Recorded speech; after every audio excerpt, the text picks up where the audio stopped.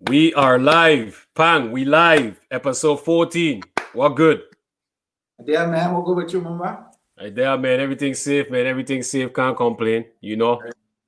Yeah, man. So, another episode, man. These episodes just going by so fast, man. It's crazy. You know?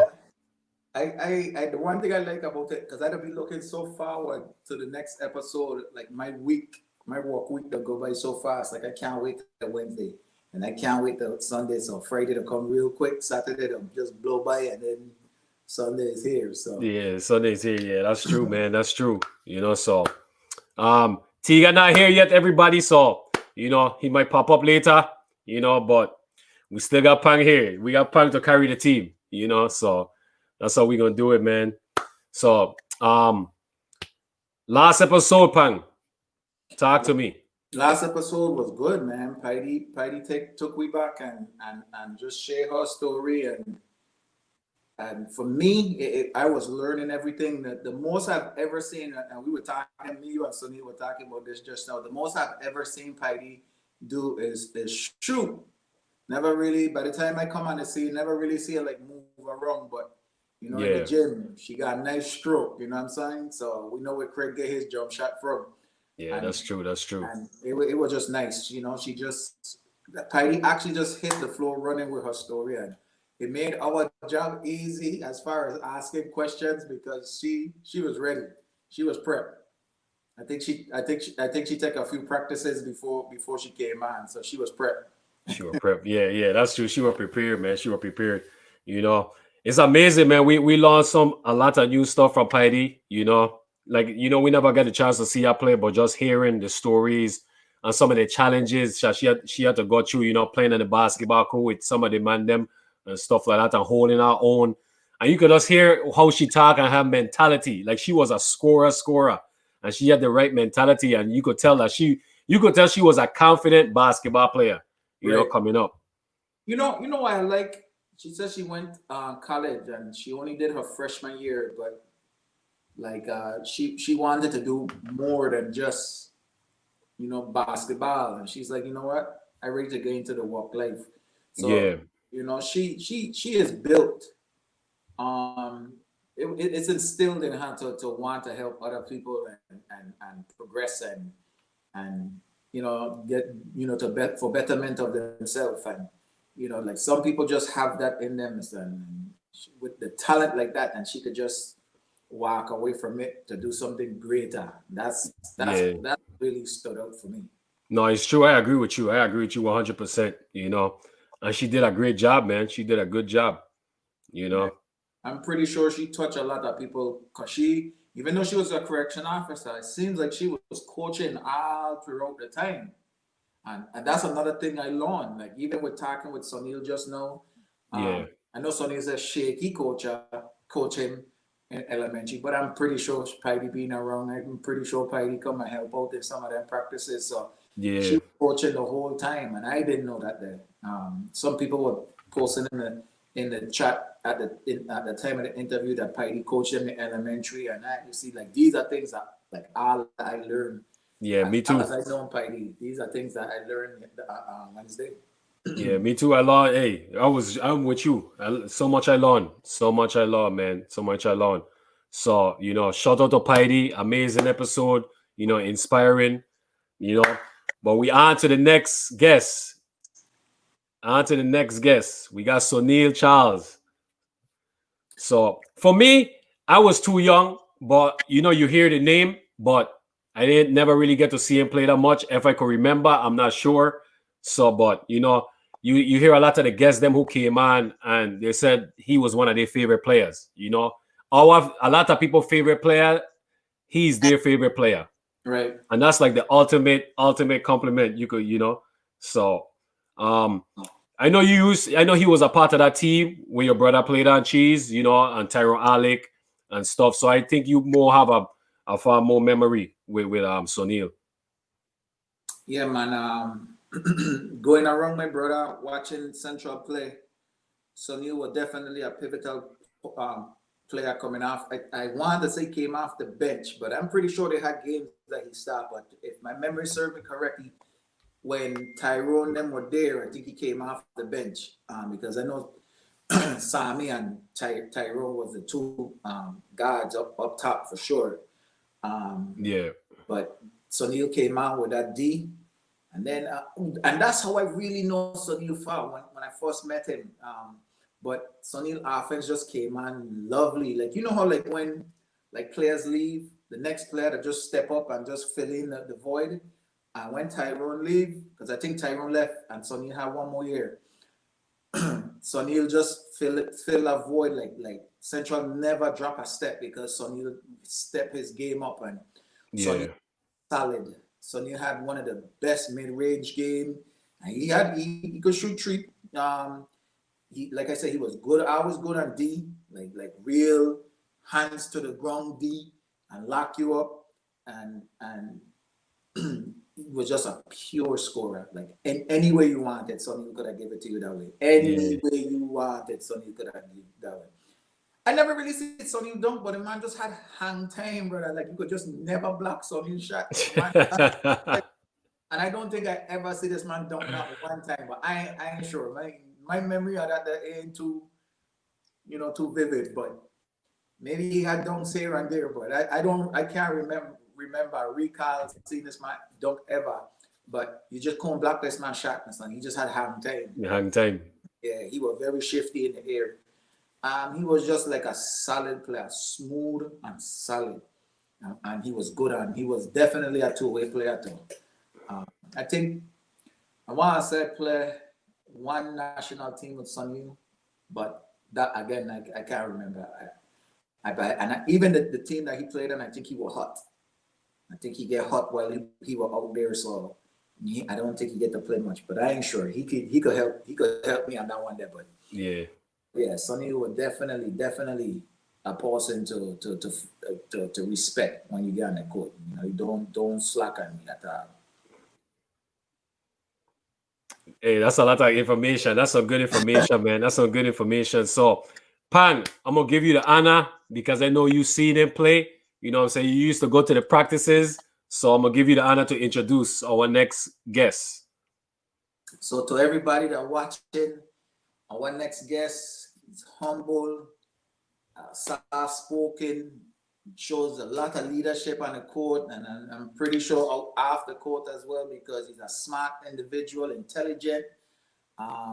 He's about his business, regardless of what he's doing, and to no further ado, the main person y'all came to see, Soneil Charles. Yes, sir. Welcome, welcome. Man, welcome, man. Thanks for having me, man. With all those kind words, man, I'm gonna have to cash up y'all something after this. I like how you're talking. I like how you're talking. Yeah, I mean, hearing y'all speak, I'll have to take a double take and think who exactly y'all were talking about, man. I mean, it was too way too kind. But man, first let me say, man, it's I'm honored to be here with y'all to even talk about um, my contribution, to not just the Central High, Caribs, the mighty Caribs, but more so, the sports environment in the VA.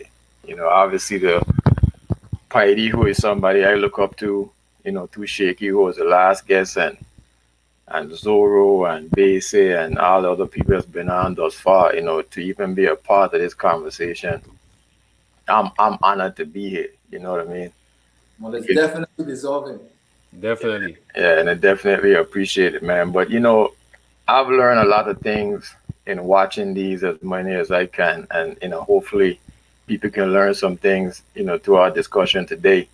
Because one thing I know a lot of people don't know is that I wasn't born in St. Croix. Oh, for real? Oh, Yeah, wow. see right there. I was born in Antigua, and we moved to St. Croix when I was 7. Oh, Oh, wow. wow. You This is know, Antigua too. yeah. So I moved here when I was real young, and there was no basketball playing in Antigua when I was in Antigua. It was only cricket, football, or soccer. We call it football in Antigua, and then netball. So my love for basketball actually come through netball because my mother used to play netball. And so, my mother was a shooter. The goal shooter is what you call it in netball. Netball don't have any rim. I And mean, she would be the only person that could shoot on the court at the time, right? exactly, Okay. exactly. She's the only Yeah. person that could shoot. So when we first came to the VA, she was playing leagues, little netball leagues, and this is early 80s. This is 1983. Hmm. And she was playing leagues in St. Croix, and then we would travel to St. Thomas sometime at the old, what they used to call it back then was CVI instead of UVA. And Hmm. playing netball. So my introduction to basketball actually came to watching my mother play netball. Wow. So that was kind of my start in the whole thing. But when I got, you get in the neighborhood and half of you go in rock ain't on netball court, it's just basketball. So naturally from that, I just kind of pick up basketball as a hobby. Okay. And man, it kind of started from there. And it's interesting because I've been dealing with this menace out of Shabbat all my life. That menace is called Tyrone Alec. And you live in Harborview, and right next door in Shabbat is Tyrone, and starting to play 6 to 9 league, probably about 8, 9 years old, and you're dealing with this kid who was just super fast, super athletic at 9 years old. You know what I mean? It was impossible to stop Tyrone when we were 9, 10 years old. And a lot of people see him like, as he's 16, 17, 18 into his 20s. But I could tell you, man, at 9 years old, that guy was very difficult to deal with So young. That's crazy. at a very young age. So, for me, when I started playing, I made a decision in my mind that if I'm going to compete with Tyrone or anybody else, I'm going to have to put in the work to be good. So I didn't necessarily need somebody behind me telling me I needed to run, I needed to do push ups, I needed to do sit ups, or anything like that. My personal desire to be good is what really drove me. And then, for me with my mother is like, if anybody know my mother is, she's rambunctious, she's loud, she gonna tell you how it is. I mean, that lady would critique my games even from a 6 to 9 level, and Yeah. because she was a goal shooter, her thing was anytime I went to the free throw line, I should never miss a free throw because there was no defense. Hmm. So that's the kind of standard she set for me in the house. Like, and she would keep my stats personally. So if I went, say, 7 for 9 from the free throw line, I'm thinking I'm doing pretty good. When I get home, she tell me, okay, what happened to those two? And sometimes she would take me on the court to go walk on my free throws and stuff like that. The middle of the night, Princess Court, that was normal for my mother and I. But a lot of my, drive really came from the fact that the environment that I grew up in was so competitive. We had Tyrone, Sami, Freddie, Dave, all of them in Shabbat. And then right next door we had Bola in Kennedy. Wow. And to me, to this day, Bola is one of the most outstanding guards that I've ever encountered. I mean, King Barker is like that dude, his handles, and not only his handles, Bola would flush the ball on you left and right if he had any room. So we had all these people in the immediate area, and then in Harborview, we had Base.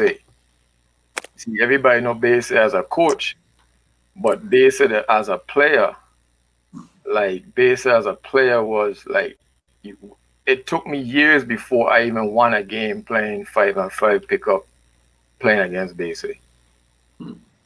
And so in my mind, it was like, if I could win a game against Base, I could do anything.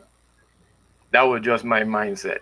You know what I mean? So it's like growing up in that environment, I was like, I didn't jump as high as Tyrone, but I could jump. I hear Pong say that he never see me dunk, but he probably just didn't remember. You know what I mean? I just remember all the sweet move there, Mister. I just cannot remember seeing you done, but I just know you had the most craziest hang time out of the wall. Like when you hit body with somebody, oh, that's it, they're done. That's a and Right. one. Well, and I have to give a lot of credit to Basie for that because great Basie had so much vision. The Basie saw the game moving away from just going to the basket to really being a mid-range game. And Basie is beyond me a lot about really developing that mid-range game. You know what I mean? Wow. Obviously, Right. I could shoot the three, but I'm telling you, he used to drill that in our head like over and over and over again. You know, from 10 to 12, 13 to 16, 16 to 19, he was drilling that in our head all the time. So, I really took that to heart and would work on my game. My coach Shani was asking me like, did I play any other sports? The minute I pick up a basketball, there was no other sports. I didn't think about baseball. I didn't think about soccer. I didn't think about football. Even when the entire neighborhood will be playing tackle football on the field, you still see me on the court working on my game. You know what I'm saying? Yeah. So it's like I was fully committed to that craft. And I'm saying, I know Tegan, he live up McDonald's Hill now, but they would tell you I would run that hill 10, 12 times in the morning. And then after playing ball and walking out, I go run it at midnight. Mm. Wow. And I get back up again and do it the next day. You You know, you were definitely conditioned. Now I'm thinking about it. You definitely yeah. was. Your But intellect. my mindset was that okay, I may not be able to jump higher than you, I may not be able to run faster than you. But if I have first quarter legs in the fourth quarter, then that's where my advantage is gonna come. That's true. So it's like if I thought about it, and I would hear stories of like Weasel riding the beast with weights on his legs. And hear about, I know Tyrone them used to ride the bike all the time and sometimes around the beach. So I'm hearing these things and I'm thinking, what's going to give me that edge? Because the mindset was like, if I'm slacking, somebody else right now is doing something to get ahead. So I wanted to make sure as much as I could do, once we meet on the court, I don't want any excuses. I don't want my body failing me. So that was the motivation for me. So that meant running the beach. That meant running in the water with old sneakers waist high. Running the hill, that type of stuff. So those are some of the things that I did to kind of put me in position because that's what I know I needed. I had to do to be able to compete. Because once again, Tyrone is in the neighborhood, Bola is in the neighborhood, half of you is extremely competitive, and this is what we do. So I needed to really put myself in position to be able to not just hang, but be able to dominate whoever the opponent was. So, like, That's a. Oh, go ahead, like, Pan. no, you go ahead, bro. No, I was just gonna say that his mentality and mindset is it's amazing because that's the mindset of so many great athletes. Just the dedication and the discipline to be the best that they could be, just because of the competition. The people them that's in you, that's ahead of you, that's gonna challenge you. So that just speaks a lot of his mentality. That's all I was gonna touch on. Yeah, the other thing is that And definitely, I'll go ahead, Pang. go ahead. No, No, I was I was gonna say, like growing up, like I didn't. It must be a delay. It must be a wicked delay. But yeah. go ahead. You ahead. No, the thing is that I think the environment has a lot to do with what shapes you as an individual. And I was fortunate to be coming up in a time where it's like basketball was a thing, and then in the immediate environment of where I was being raised, we had people that were very committed to playing ball. And so as a result of that, you know, it kind of helped me in that way. And I think that's the biggest thing I see right now is that from an entire environment per se, that's a little lacking.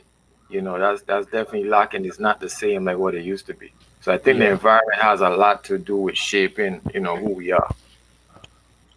I agree. I agree 100%. That is so true. That is so true. Yeah. Hey, let me So, jump in and say good night to you, Mr. Childs. Can you hear me well? Absolutely, Mr. Shepherd.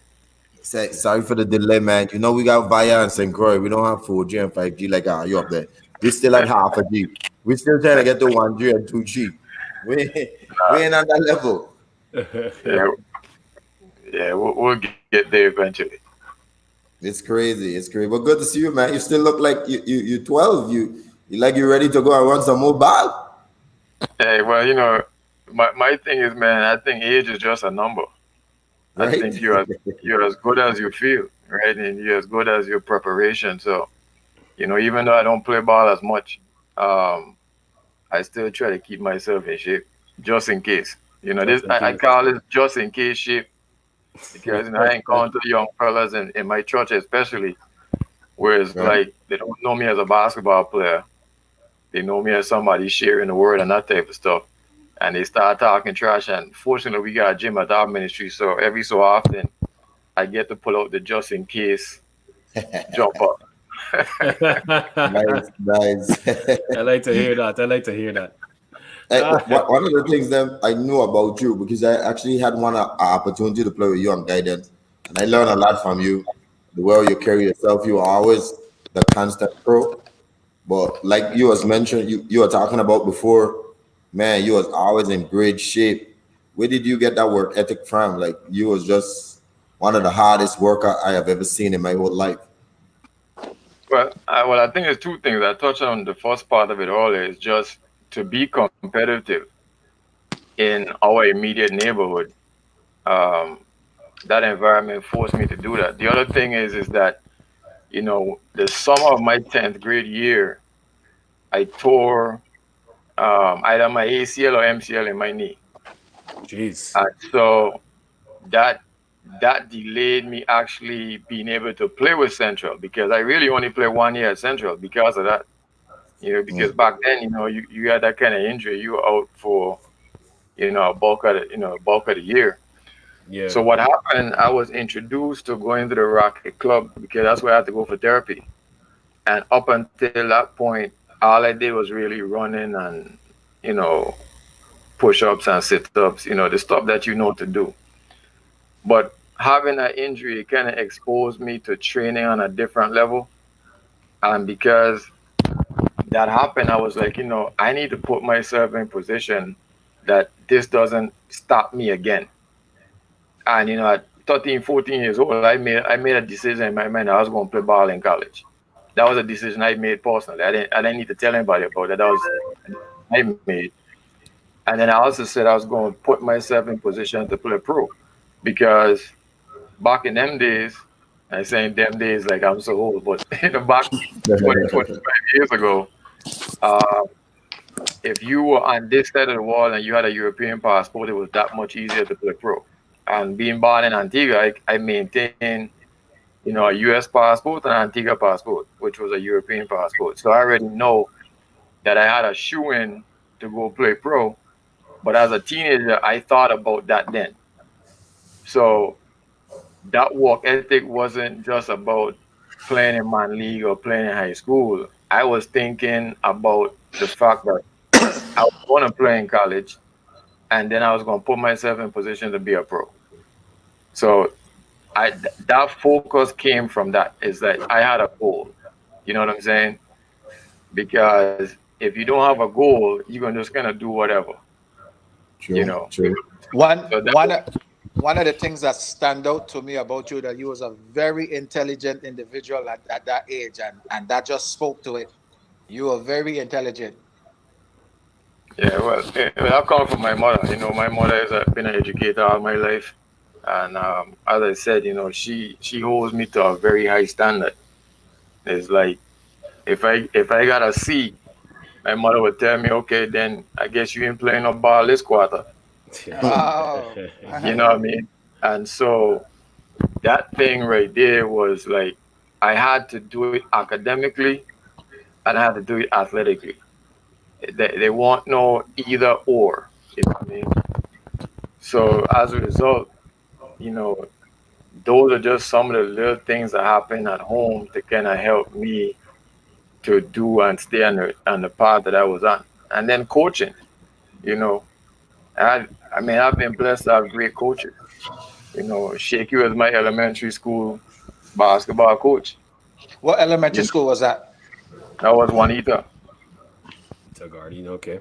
Yeah, so Juanita got in at least back then. I don't know if they still got elementary league now, but you know, that was pretty competitive. And obviously, our main challenge was Claro because he deal with everybody out of Raleigh, Hmm. and Hmm. Yeah. and and then obviously Grove with everybody in your neighborhood. Pang was like them two schools are really challenging to deal with.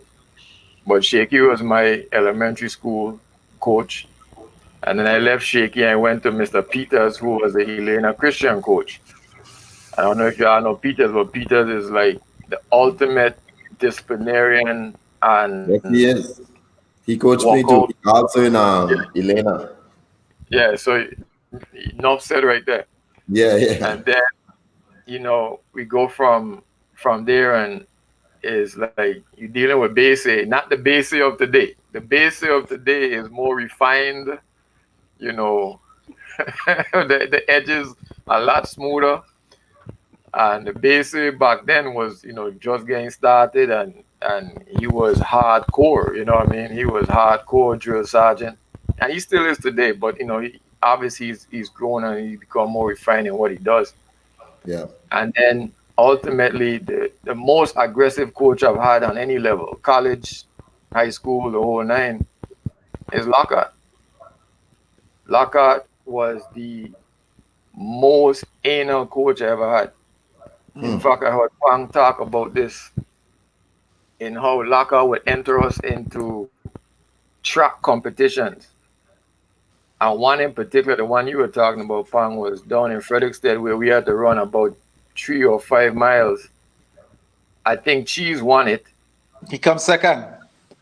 Yeah, he was high up there, but the thing is, everybody on the team placed like fifth, seventh, ninth, 11th, 13th, the whole night, right? And we That's were crazy. we were we were a basketball team running against track people. But we used to run so much. Laka saw it as a good warm up. And when we finished running the race, we went and practiced on the outdoor court by the foot. Everybody getting orange and going home. He said, all right, y'all line up, let's get layups going. That is crazy. you know. And the other thing about Laka was Laka had this rule that if you wanted to shoot threes in a game, you had to make 7 out of 10 trees after practice with him watching, right? Otherwise, if you took a tree in a game, he would pull you out the game.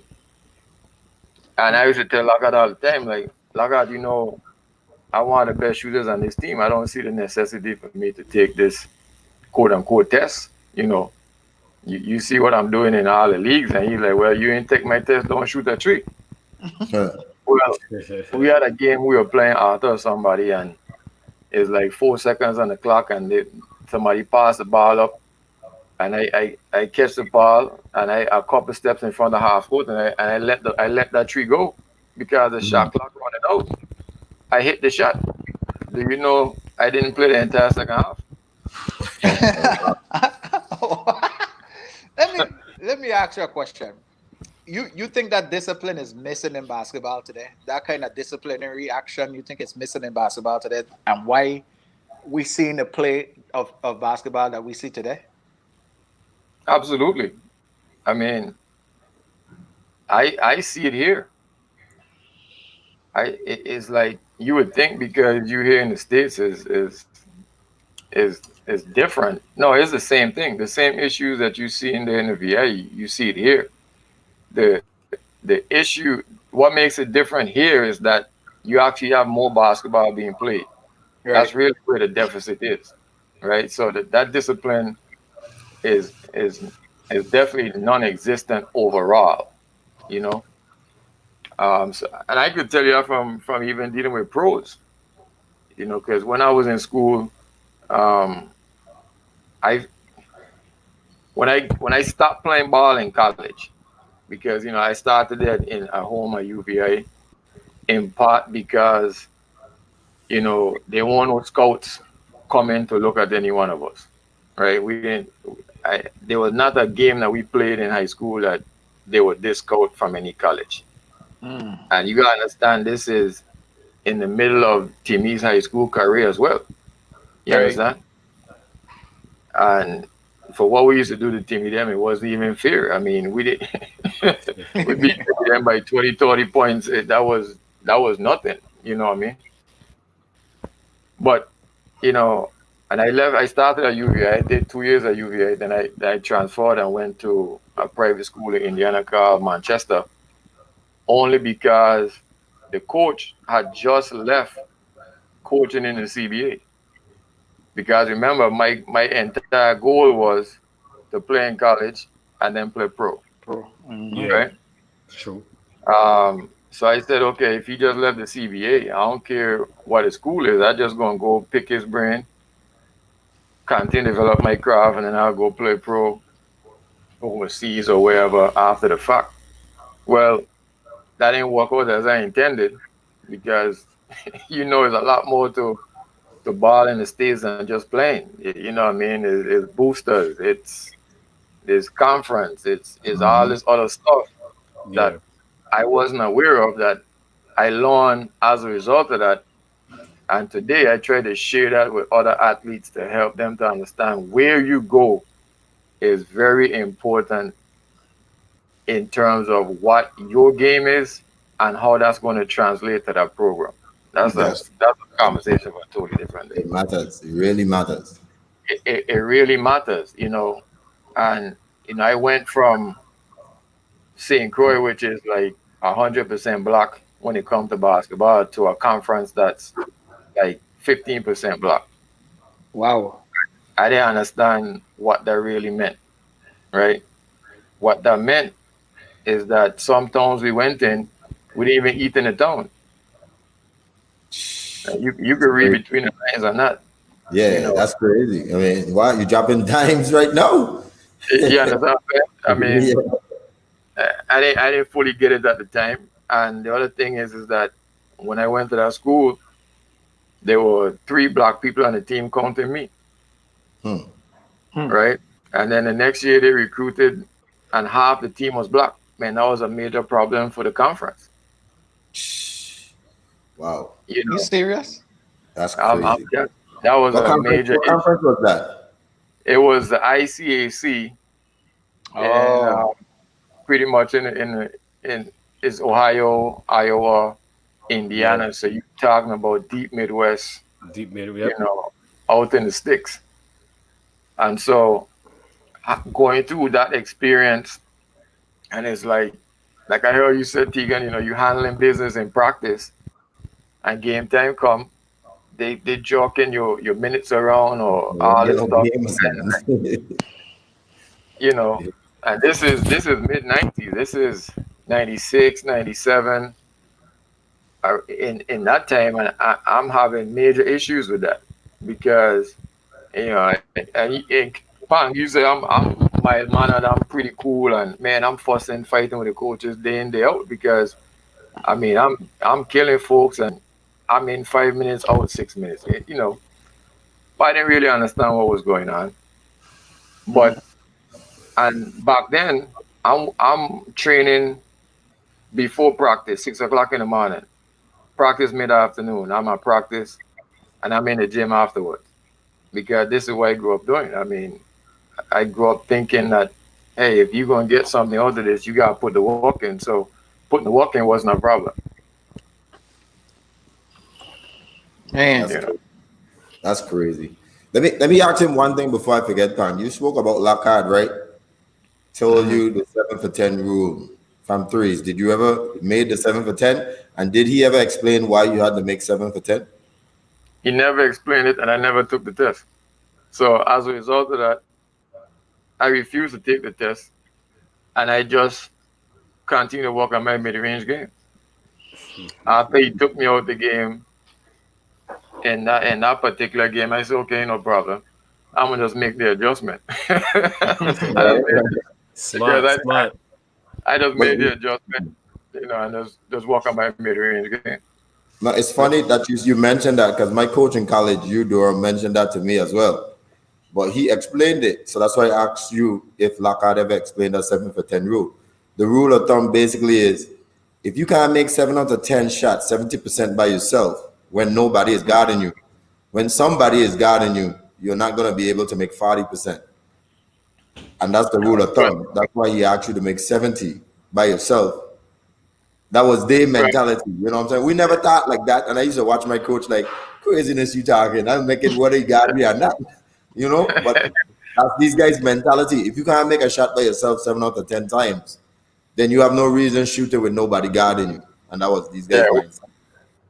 Well, maybe he did. I don't know, but at this point, I don't remember. I thought it was ridiculous because you gotta remember back then. Not only do you have school league, we also had like two other leagues running at the same time. So you could be playing in school league, and then you leave a school league game to go play a 16 to 19 league in Mm-hmm. Grove or in West or in East.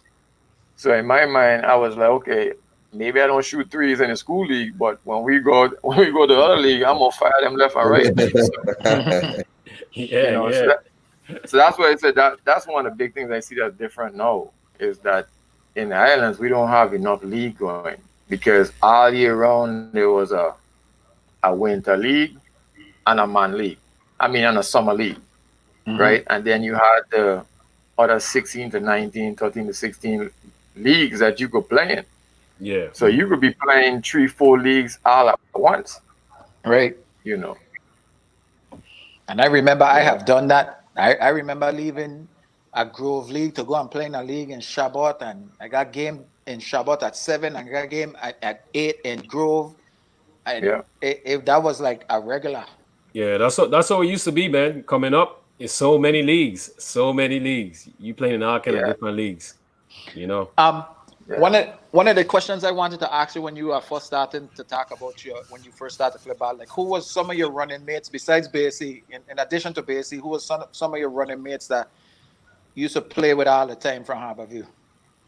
Well, Basie is older than me, so Basie was like the person I wanted to beat. You know, it wasn't like you know my running mates was I don't know if y'all would know some of these people, but it's like Kim. You know, Kim was somebody who run with me and Khalid. I said them in particular because these were people who I would work out with as well, right? They were crazy enough to do the kind of stuff that I would want to do and work out. Um, Rashidi as well. Rashidi didn't live in Harborview, but Rashidi and I kind of grew up playing ball together, you know, and and it's been that same crew of people really that's been close to me working out and playing ball. Now, in terms of who we competing against, you know, is everybody else is Tyrone and like Bogus and stuff is from Harborview, so you competing against them. Jomo, I don't know if y'all know Jomo Dawa. Of course. Yeah. Um, so these are people that every day you battling with all the time, you know. Khalid used to be my one of my rivalry when I was you talking about Khalid Greenwich, right? Greenaway, yeah, Greenaway, yeah. yeah, That was one of my rival coming up. I think at the time he was in a private school. What private school he used to go? yeah. Actually he played with Timmy for a little bit at St. Dunstan's, and then he went to St. Joseph. So you St. probably Joseph, talking yeah. about this time, yeah, St. Joseph and Yala Complex, Yeah. He used to be their scorer at St. Joseph. That's right. yeah. But it's like to me that back then, man, the island was just loaded with talent, man. a lot of talent. You know, Tegan down on the west side. You got Johnson out there in Montbijou. You know, obviously Tyrone them in Chabot. You got Bowie and Radu and all of them up in Ballpark. Obviously Zora and everybody from Raleigh down west. So it's like you could get a good game any place you go. You know what I mean? Right. Anywhere, Yeah, that's anywhere true. you got good run. I mean, And it's legit run. And even without leagues, like you could have go in some of those places. Like I used to come Harborview with Cheese to play ball. I used to go Sam Farm with Cheese to play ball. I used to go Tongue, West Tongue, Frederick said Tongue to go Yeah. play ball with Cheese. Right, Hurricane. I even been in Wim a few times. Cheese used to take me. That's one thing. This dude used to take me all over with he to play ball. Anywhere he go, he'll take me. So that's why I got well known with everybody. Like all the Ichi, the shotgun, the right, Tyrone, like and like cause Cheese make sure he take me everywhere with he to play ball, son. And I always was playing with people older than me. Always. I never right, I barely used to play with like my friend in my age. Only in Lorraine I used to play with them, man. And when we playing in leagues together. right. True, Yeah, true. and you were a pest. I mean, Pang was a straight up pest coming up. You know, Pang is a couple years younger than me, but I could tell you, you could never play around with Pang with a basketball. I Mm. mean, that dude got some real sticky fingers, man. That guy would Yeah, take the ball in the half. Yeah. he's a thief. Certified thief. Yeah, he's a Certified thief. thief. Certified, you know. But I could tell you is that like if I could do this all over again, obviously I've made so many great friendships and relationships through this journey. The one thing I probably would have done differently, I probably would have went to prep school right out of high school. Okay. Mm. Yeah. That because I think there's a gap between what we were doing in the VA then to what we needed to do on the mainland. It's not that we don't have the talent to do it. I think it's just some of the foundational knowledge points that we need to reassure in a year of prep school that would be beneficial. Because to this day, I would put the talent in the VA up against anybody on this planet. Mm. Talent for talent. You ain't lying. Uh, and, But and I don't. that's facts what you're saying because even for me, when I went to college, I had to sit a whole year to learn just the terminologies and stuff like that. So actually, when you're a point guard, it was actually even harder because Right, not only you needed to know your stuff, but you had to learn everybody else and where they need to be on the court, all these different terminologies, setting type of formations. So you're right with that. We never really learned much of that in the Virgin Islands. We had talent, but in terms of system of plays, it was a lacking. right. I mean, we playing off of sheer talent and athleticism, and Yep. to a certain degree, there's some things that we learn because a lot of things I learned from Bo, because Bo is a tactician. Mhm. Bo is going to break down the details of everything, and maybe because he like math and I like math, maybe our minds kind of work, together in that way. But in totality, we don't have that kind of infrastructure. I see it happening now. I'm looking at things that you doing specifically, Tegan, on what the kind of foundation you laying. Obviously I talk to Base all the time, so I know some of the stuff that he's doing as well, and that's very helpful. I think what's kind of impacted this generation is that a lot of people like myself don't no longer live on the island. Mm. You know, when I was growing up, I could go play against Zorro, and that was wonderful because like I saw what Z did to Alonzo Mourning in Boston, and I'm saying to myself, okay, this dude is homegrown, and he's doing this to these cats. Okay, if I could hang with Z, then I know I could do this for sure. Right? So these are some of the things going through my mind all the time. So when we played against Mandem in my league, it was like it was more than just a game. This Right. is this is a measuring stick. You know what I'm saying? It's true. And I could tell you having the feeling of beating man them in a playoff series. That's one of the best feelings I've ever had. You know, it was extremely difficult, but to be able to say that you got that done, that was a huge accomplishment. You know what I'm saying? Because Z, in my mind, and everybody got their own opinion, but I'm gonna tell you, this is my opinion. Timmy is the most decorated player in the VA. From what I've seen, Z is the absolute best player that ever come out of the VA. Hey, I will never disagree with that. Never Yeah, that's disagree. awesome. Boy. Big shout out to the legend. Yeah. And and the thing about it, the three of us, Soneil, me, Mama, we probably catch Zoro and his latter end of his playing ball. You know what I mean? And Yeah, he was still You were still like good. far still ahead good, of man. we were just like everybody else, my son. He was just that good, my son. Still good. Yep, it's true, Yeah. man. It's true. I, I I remember the first time I see Z dunk from the free throw line, and I couldn't believe what I was seeing. Hmm. I mean, so effortless. You understand? And it's like you looking at it, and you don't even think what you're seeing is real. You know, so it's like when you get to step on a court with somebody like that, it forces you to raise your game. So that's what I'm saying about Yeah, this environment. That that's true. environment, I've benefited from that environment. You know what I mean? Because it forced me to either swim or sink, and sinking was not an option. Right. You know, That's true. yeah, It's So funny. so funny. It's funny you said you talked about the prep school because a lot of kids up here is doing that. A lot of kids is going into prep school 1 year before they go into college. It's a real big thing up here now that a lot of kids doing. So I think that would have been a benefit for a lot of us when we was coming out of St. Croix. You know, take it 1 year, go to prep school, and like Tiga said, learning the plays and stuff like that, as well as just getting your body prepared for that college level as well too. You know. yeah. Well, it's interesting because at least for me, I don't know about you, Tegan and Pang, but when I came to college, I was in college shape. Hmm.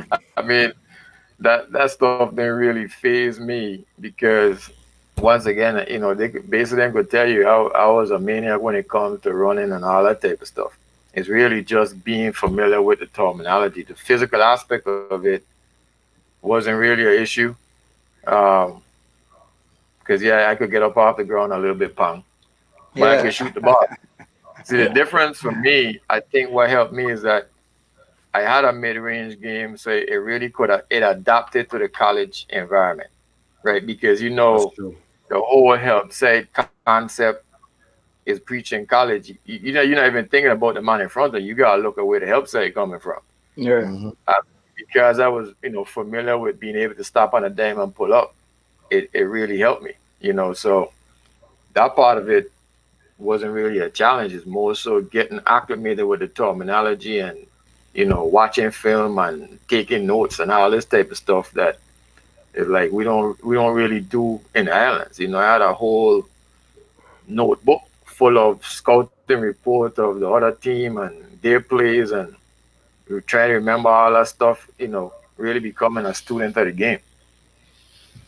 So I think That's that's awesome. really, yeah, That's that's crazy. that's the part right there. That's if I could advise kids today is really getting into the game and taking a player and really taking notes. You know what I'm saying? Like I heard you say last week, Tegan, that LeBron scouted you. Yeah. Well, any person that's serious about this, that's what they do, right? Hmm. If you going if you gonna be a pilot, you gonna study, you gonna study aeronautics. You gonna study this thing. If you want to be a pro or you want to play in college or whatever, you have to put some time in. You have to Yeah. study. You know. Taking nothing for That's true. granted, my son, and that's the craft. And I think that's one of the biggest thing that we lacking in the VI in terms of sometimes we take it so much like it's a fun game, which it is. Basketball is a fun game. But once you start going up in level, it's still fun, but it's starting to trickle in more into business. Once you reach that college level, even now it's starting to coming into high school in the States, because now AAU and those guys starting to take over the high school realm. The business aspect of this thing is starting to overwhelm the fun aspect. So, for a lot of kids who are here in the Virgin Islands, yes, you're playing it for fun now, but once you start going up in level, you better understand the business side, because your play can cost somebody their job. Yeah, and I could tell you, I didn't understand that. Going into college in the States, I didn't understand that. My first day in the town is like a Caucasian couple come up to me and they said, "Hey, Soneil, I know this is a lot different than where you left. Hopefully here's some cookies and hopefully this help you to feel at home." I'm trying to figure out, this is my first day in this small town, 2,000 miles away, how these people know me. I didn't understand that, there was a discussion between the administration, the boosters, and all this type of stuff. The business part of this, I didn't understand that. Mm-hmm. It's funny, I was going through some old boxes in my garage and I stumbled upon that very letter and I was like, man, I didn't know the business end of this, that somebody's job is connected to your performance, That's right. And it's like, those are some of the lessons that I'm passing on to student athletes today. It's like, hey, you can learn from some of this stuff, Yeah. but It's hands down, I believe in the talent of the VA. One of my good friends to this day is Calvert. You had him on, a couple weeks ago, and obviously we started out as rivals, being chicken hawk. But he and I spent some time at UVI when we first come out of high school, because he didn't get his stuff set up to go, so we started at UVI together, and we had a friendly kind of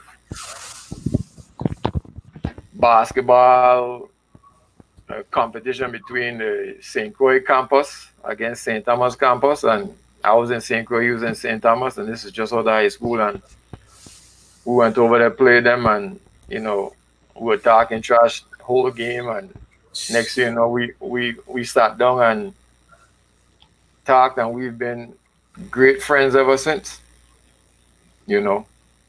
And that's something that basketball does. Basketball Yeah. brings people together. You know that's what I mean? true. That's true. We That's may be true. rivals in a league, but when we put on that yellow, blue, and white together, we all one. That's right. Hey, That's it. I remember when UVA used to have two teams. Like, touch on that a little bit. Like, how that used to work, because I think even though y'all had two teams, I think they used to have games where they would pick the best players from both teams and put ours together to maybe travel places. Did that happen? Yeah, that absolutely was the case. Well, we didn't have a team necessarily in St. Croix, but we had players that used to go over to St. Thomas and practice and be a part of the team, and that was a sweet deal. I'm gonna tell you right now. I bet. On the university's dime, every week you get to go over to St. Thomas for the weekend, practice and play.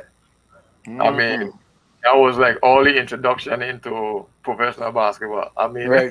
That's you true. know, That's true. That's true. yes. So they played in a basically a league amongst Caribbean universities at the time. Puerto Rico wasn't involved, so we would travel over there. At the time, it was Big Mike from Paradise Pang, Yeah. um, Rashidi, and I would go over to St. Thomas every weekend, and that's kind of how we forged some of them friendships and relationships in St. Thomas. You know, but it was pretty good. It provided some additional exposure, help us to kind of see where we were in the Caribbean and kind of lay the foundation for the program that's there today. You know, so Wow. that was good. Let me ask you, Sonny. Did you talk about your professional career? Because I came on late. No, You touch I on that? did not. No, well, the thing is, here's the thing. And I had an opportunity to go pro early out of college. Um, one of my teammates was he was playing with Real Madrid at the time in Spain, and this whole two American rule. I don't know if it's still in effect now, but back then it was in effect It is. where you could only have two Americans on a team. But if you had a American or a European passport, that would give you basically an extra American. Scala So Basman. yeah, I don't know what the term for it is. I'm glad we got the pro on here tonight to help us. Yeah, no, it's a they call a Basman player. You're a Basman. Because you know I Yeah, have two so passports as well. yeah, I know that. So he was lobbying for me to leave school early to come join him in Spain, and he was really pushed me to do it. It was all set up to go. At that time was obviously I couldn't get an agent, so he was basically advocating me because I was still in school. But I opted not to, and in large part because I told my mother as an educator that degree meant a whole lot to her, and I didn't see the need to kind of rush it because I knew at the end of the day I'd have the opportunity to do it after my degree. So I opted not to leave then. And then um, when I finally got my degree in 2000, I was just getting ready to get an agent, but I had my first daughter. Mm. Hmm. I had my first daughter, and here's the irony, Pang. We were in Venezuela together. Okay, Uh, I know you were there. I just couldn't remember yeah, put it together. yeah. So that was '98. We was down in Venezuela, and we saw what the environment was like, Hmm. and that thing stuck with me because I was like, do I really want to raise my daughter in this type of environment? Because I didn't want to be one of them fathers where, and this is just me, this is my personal thing. I didn't want to be living one place and my child live in another place. Right. I agree. So I said, okay, all right. I moved to Maryland in 2000. I said, I'm gonna kind of get things stable and then I'm gonna go back and give it a shot. Well, you know what? I never did.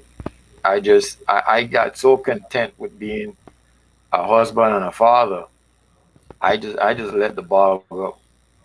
you know. Wow. So I never fulfilled that. Um, for a while, it was a little challenging, but I can tell you now, man, there's no greater role than I have than being a husband and a father. Mm. Awesome. That, that No, Let me that's that's ask you. that's Let that's me ask you that's basketball the wise. wait, hold on, go ahead, Let me ask you basketball wise, Sonny. Did you understand who Real Madrid was at the time? I knew exactly who Real Madrid was because at the time Oh my God. You know Ronaldo was. other than That's a. NBA, Spain is right there.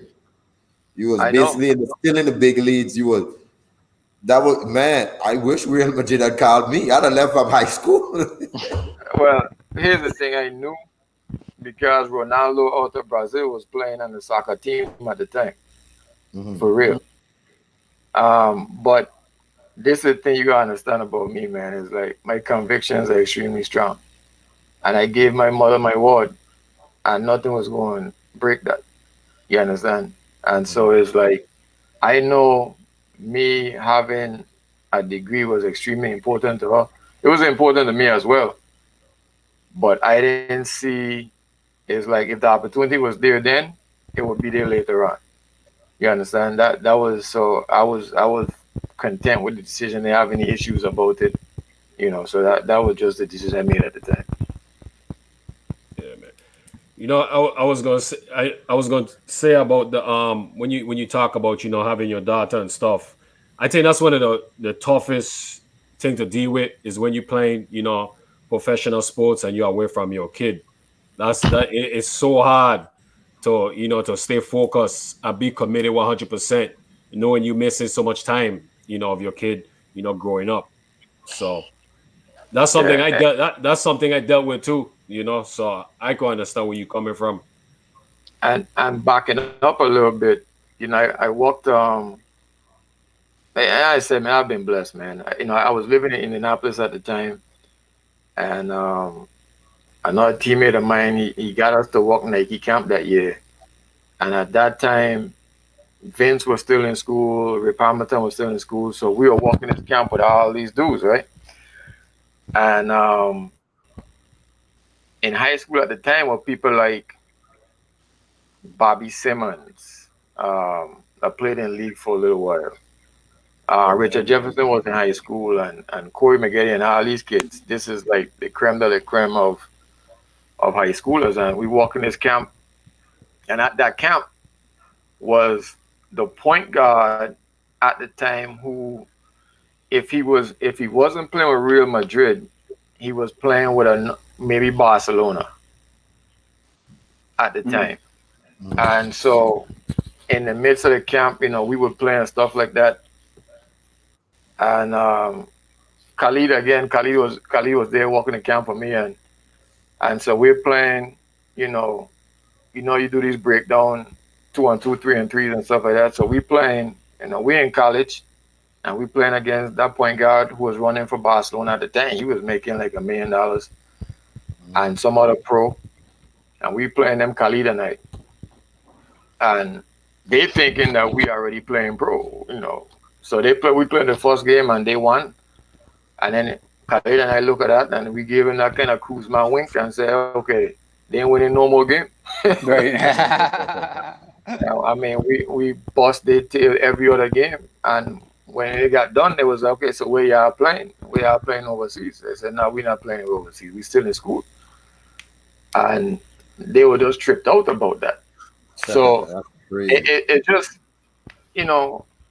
it's not like you couldn't do it or you can't do it.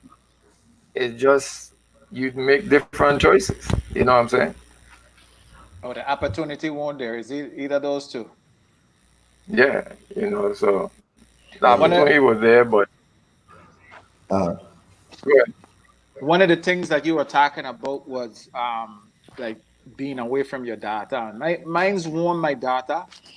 When I graduate college, well, my kid's mother no, she was living in New York, and when she came to my graduation, that was like a move from New York to come live in Jacksonville. And I have felt Hmm. a kind of way to bring her down here, and then look because at the same time, me and Tegan finished school the same time, and Tegan doing his thing to try and get overseas. At the same time, I was trying to do the same thing. So I kind of felt bad for bringing she from New York and bring she to Jacksonville and just leave her here by herself. You know what I mean? And Right. I kind of just like it slowed me down from like making that decision to like really push hard to try and make it overseas. And like you, I said, I can just do this for a little while, get she on her feet, and but it just never. I kind of got a contempt into to just making this the everyday thing. Yeah, and I definitely understand that. I remember when Uzi sent me the notice to go China for the games with y'all again, and I was like, I'm in the midst of kind of young kids and my wife and stuff like that. These are just some of the decisions you have to make. You understand? And whatever your convictions are, I'm not saying one is right, one is wrong. You gotta live based on your convictions. You know, and that's what it was for me. I know to some degree, obviously, it shortened my time with playing at the national level, but I was content from the standpoint that I made a contribution, and then shortly after, here come Tegan Pang and Coffee and everybody else to run with it and did an outstanding job. I think your group probably has been one of the most successful groups that we've had in the VA. From a national standpoint. But I think that's been the combination of all of the layers and players and everybody else that's put in their time to kind of set that stage. You understand what I'm saying? So from that standpoint, I was very content with that because I knew y'all were coming. You know what I'm saying? And I believe in what y'all are going to do. I didn't have to physically be directly involved to be involved. because it's not like I haven't been involved, Mm-hmm. because I've been walking behind the scenes and with Ronnie and stuff like that. God bless his soul up until his passing. So we've been in very regular communication about all things national team, and how to kind of take it forward. You know what I'm saying? Anytime you come China, we would have did some damage out there. Anytime you come China. Yes, right. Khalid been there. Khalid come with us. Yeah, he was Yeah, there. yeah, But man, Sonny, one of the things that struck me about you from day one, man, you was just always humble. Like your humbleness and your humility and your willingness to help. A lot of people don't know this. So I'm just gonna put that out there. I used to talk to Soneil a lot. And all sure when we trying to do stuff here in the VI, I piggyback on him and ask him his opinion. And I remember you sent me a guy down Iran. yeah, yeah. Aaron is Aaron really could good. have come to St. Croix and stay with me. And I tell him, yeah, I didn't even know who Aaron was, pan. But because it was Soneil, I said, Soneil, man, anything for you, who he be? I trust you. He sent him down and he came down and he stayed with me for 3 weeks or something like that. And I worked him out. And now he's playing professional. So I'm so proud of him. I Yeah, mean, it's just crazy. Just a little story I giving you behind the scenes. Sonny has always been involved, and people should understand that because you guys are away. It doesn't mean it takes anything away from you guys because you guys definitely care. yeah. That's Well, big. I think for me, man, is that I've been helped just by so many people. It's like you have a desire, you have a goal, but you still need people. So I always try to pay it back or pay it forward. You know what I'm saying? And it's like anything I can do to help people. Like Ricky is in St. Thomas in large part because of a relationship I have with somebody else in North Carolina. Mm. You know, and not to toot my horn. I'm just saying I'm just doing what somebody else Did for would do you. for me or have done for me.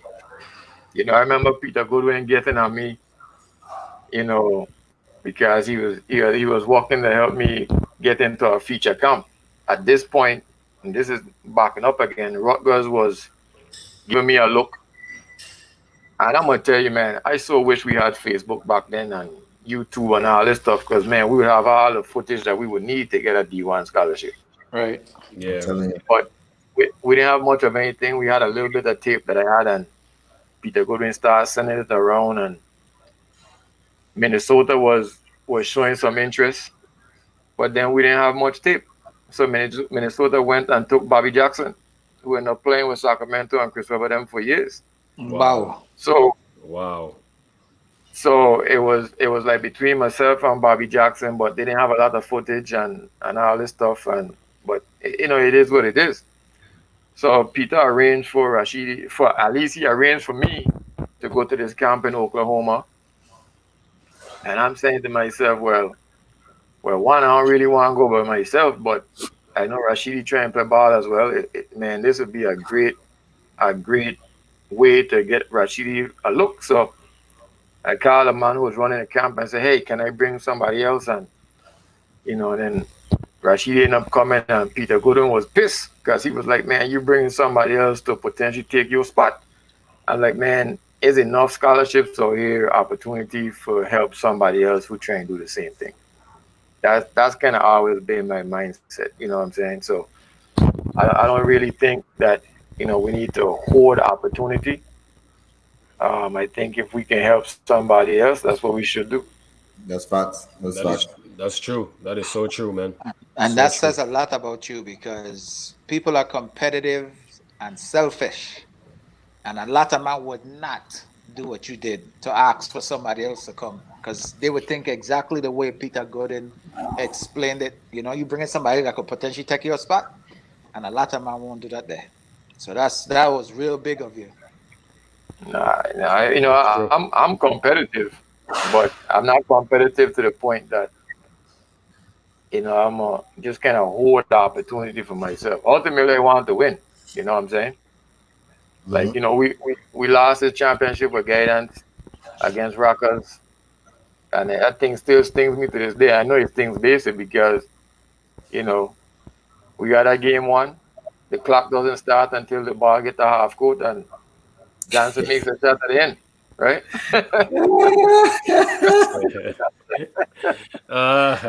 Good That's clock funny. management. Who was on the clock? Man, I don't even know, man. I They don't can't even know. find they can't find the person no more. They don't know what it is. Yeah. They miss This is it. in action. Yeah. But Oh, after the man. game, after the dust settles, I see Johnson in town and we hanging out late in the night. And you would think that I'll be so upset I won't have a conversation with Johnson. I said, nah, man, that was it. He and I we talk and we move on, you know what I'm saying? Because in this world of athletics, you just don't know. You don't know what that relationship is gonna mean. And I could tell you like this. So one of my good teammates, I was in St. Croix real quick in December. This past December. I wasn't there long enough to look you up, Tegan. I was just for a quick drop in and come out. But I did run the hill. I Right? did run the hill. Right? I did go run the hill for old time's sake. And so just before I came down, my former teammate calls me and says, "Hey, he lives in Houston." He said, "Hey, I know you love Kobe. I'm going to LA with my AU team in January. We're going out to the Mama Sports Academy. Do you want to come?" I said, "Man, I'm going to the VA. I'm How about in the summer, because my son now is 10 and he just started to play, and you know my teammate, he coaching 10-year-olds and he's coaching with T-Mac. He coaching with T-Mac out in Houston, and T-Mac and Kobe is really tight. In fact, Yeah. he sent me a picture of T-Mac with them in Phoenix like late December. Well, nobody expected Kobe to pass away, right? Mhm. But because of that relationship I have with my teammate, like probably by now would have been in LA. You understand what I'm saying? Right. So it's like you don't know where these relationships are going to take you, what they're going to do. So it's like at some point you got to know where to separate the competitiveness from just the relationship, you know. That is so true, man. That is so true. It's funny you saying all that stuff because I've experienced some of that stuff you're talking about. So it's amazing, but it's so true. It's so true.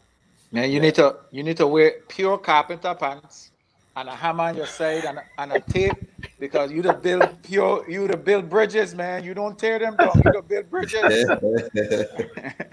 It's true, man. Especially in sports. In sports, that's how it has to be, man. You gotta build bridges and have that connection because you just never know. You never know.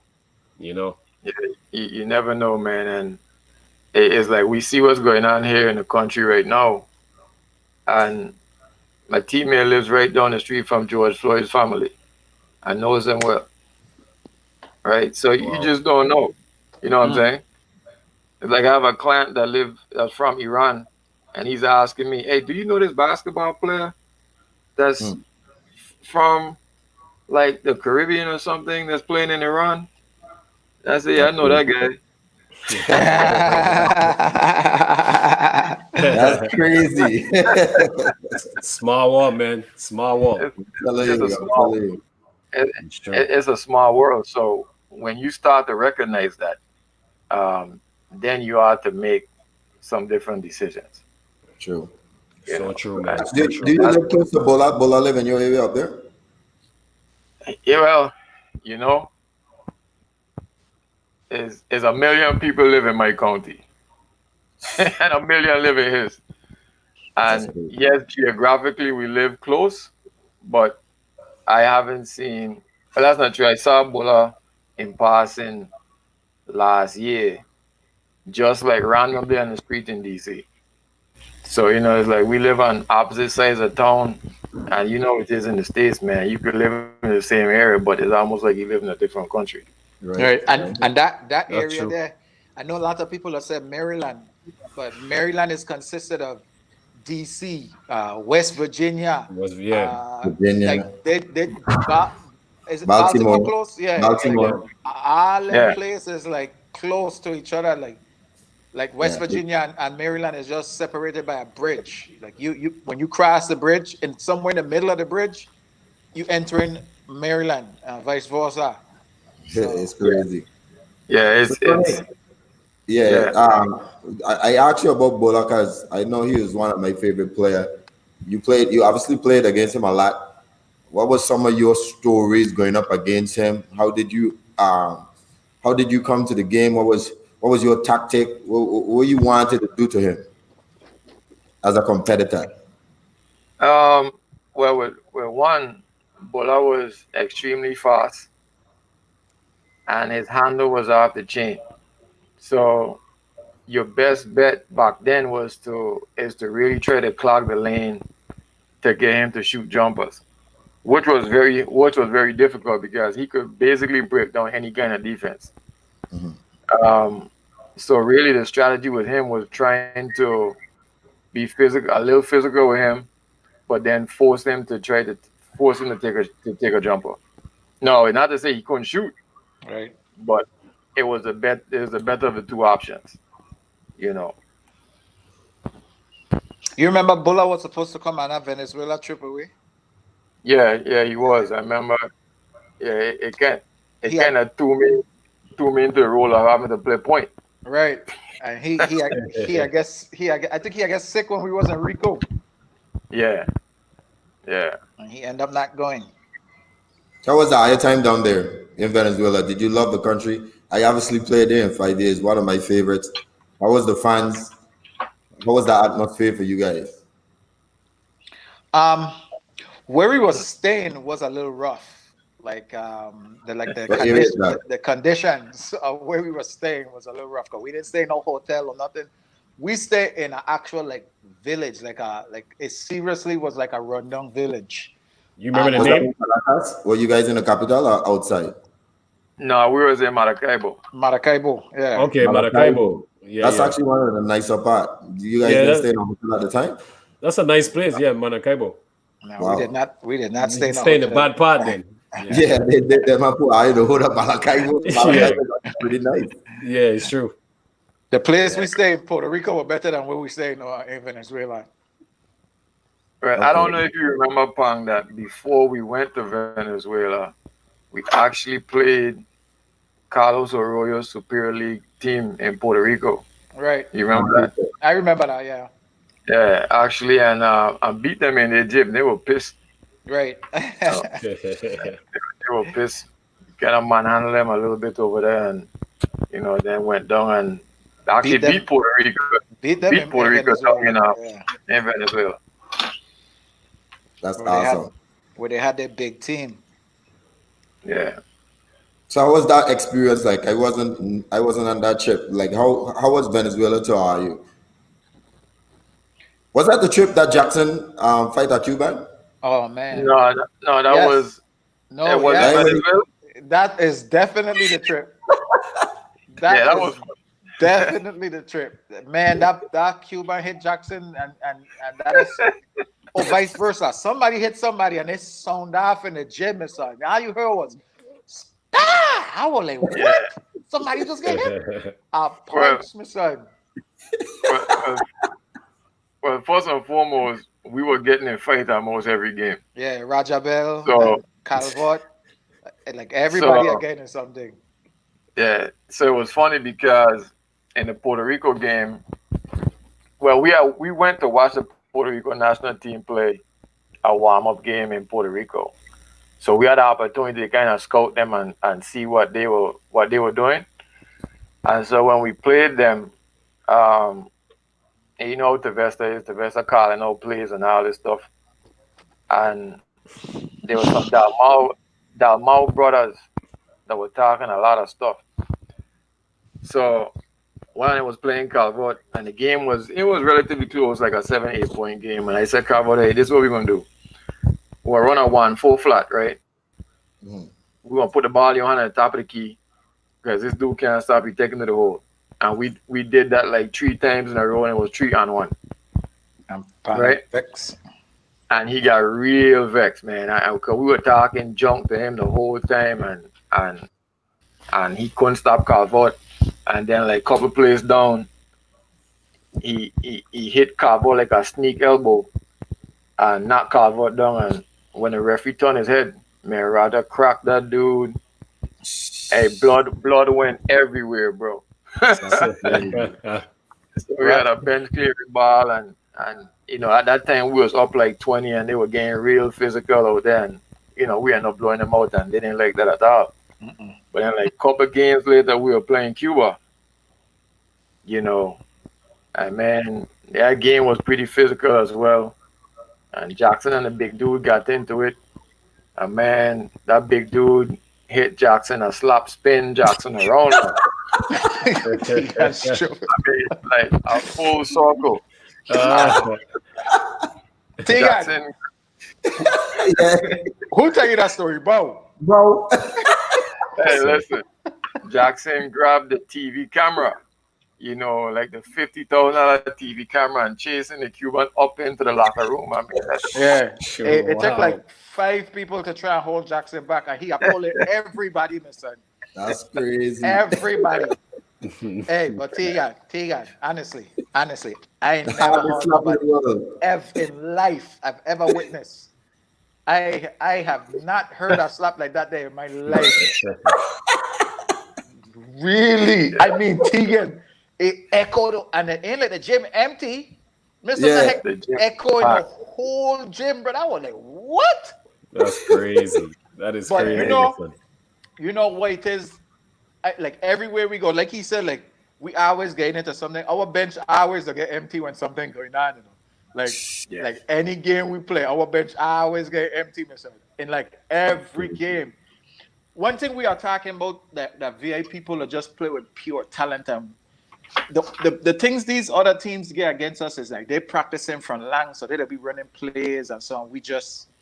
But we don't play so hard, and we don't get up underneath their skin. They can't take it when this little island, these 3 little islands, giving them a run for their money, and they always the one fighting. So always, no matter where we go, they're gonna get a team that want to fight us because of who we are and how we don't play. That's basketball. And that started on that particular trip. That started in Puerto Rico against Carlos O'Riordan, because I remember Pang kicked him a couple of times, and he was very frustrated about that. And then, at the time, Shakes was on that team, and Shakes was in the same conference with him, Right? and the and Roger played with him, which is crazy. Yeah, and Roger was on the same team. Yeah, but Roger wasn't with us at the time because Roger came late. Yeah, Roger came late. So Pang and I were kind of sharing point guard duties, and we kind of in and out, and both of us harassing him the whole game. I mean, and he was very frustrated because, they just come off a Superior League championship in Rico, and here we are, this team that's all of us in college or, just getting out of school. And in fact, Calvert wasn't even there. Calvert had went home to sign his pro contract, because he was just getting ready to go to Gonco. Right. I do remember that. So we manhandling them in the gym, and they were frustrated. And then when we get to Venezuela, it was like the same thing again. We up in everybody, and Raja was there, and Raja was going off, and it's like that is really challenging for a lot of people to deal with. And then in that tournament, it's only 2 English-speaking countries. It was us and Belize, right? Mm-hmm. And then refs would get pissed off with us at time, and they start talking, saying everything in Spanish. They want to answer questions. It is like so they do that to me a lot. Trust me, they do that a lot. So the experience was great in terms of the people. They was wonderful. The surroundings was interesting. Also, that was like our first Olympic style tournament. Like, cause it was other sports there. It was, and then you know how we'd always meet up, Tegan, for like the ceremony. Yeah, right. Like we meet up in the middle of a field or a gym, and in Venezuela was a field. So they had all kind of countries and teams and stuff. VI got track and field out there, baseball out there, and it was one of the first big event like that I've been a part of, and Right. like it was definitely a great experience. We had like a tour guide. I even remember they had a day when we had no practice and we had no game. So we went on a little jaunt. We venture out in Venezuela, and Mhm. them I had we riding down some Nile or some river in some small ass canoe, my son.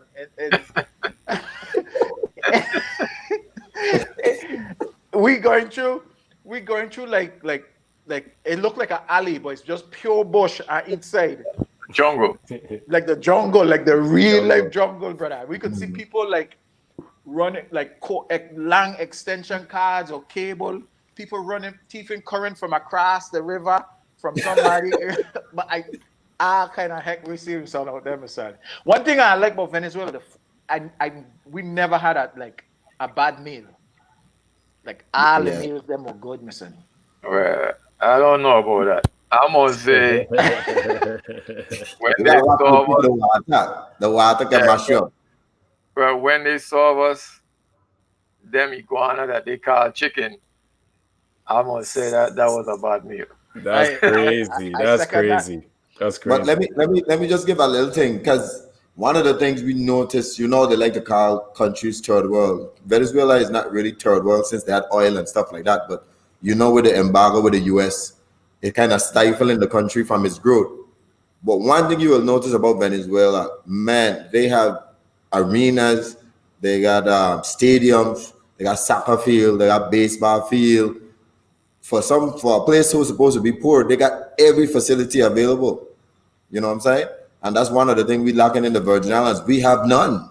We really have nothing.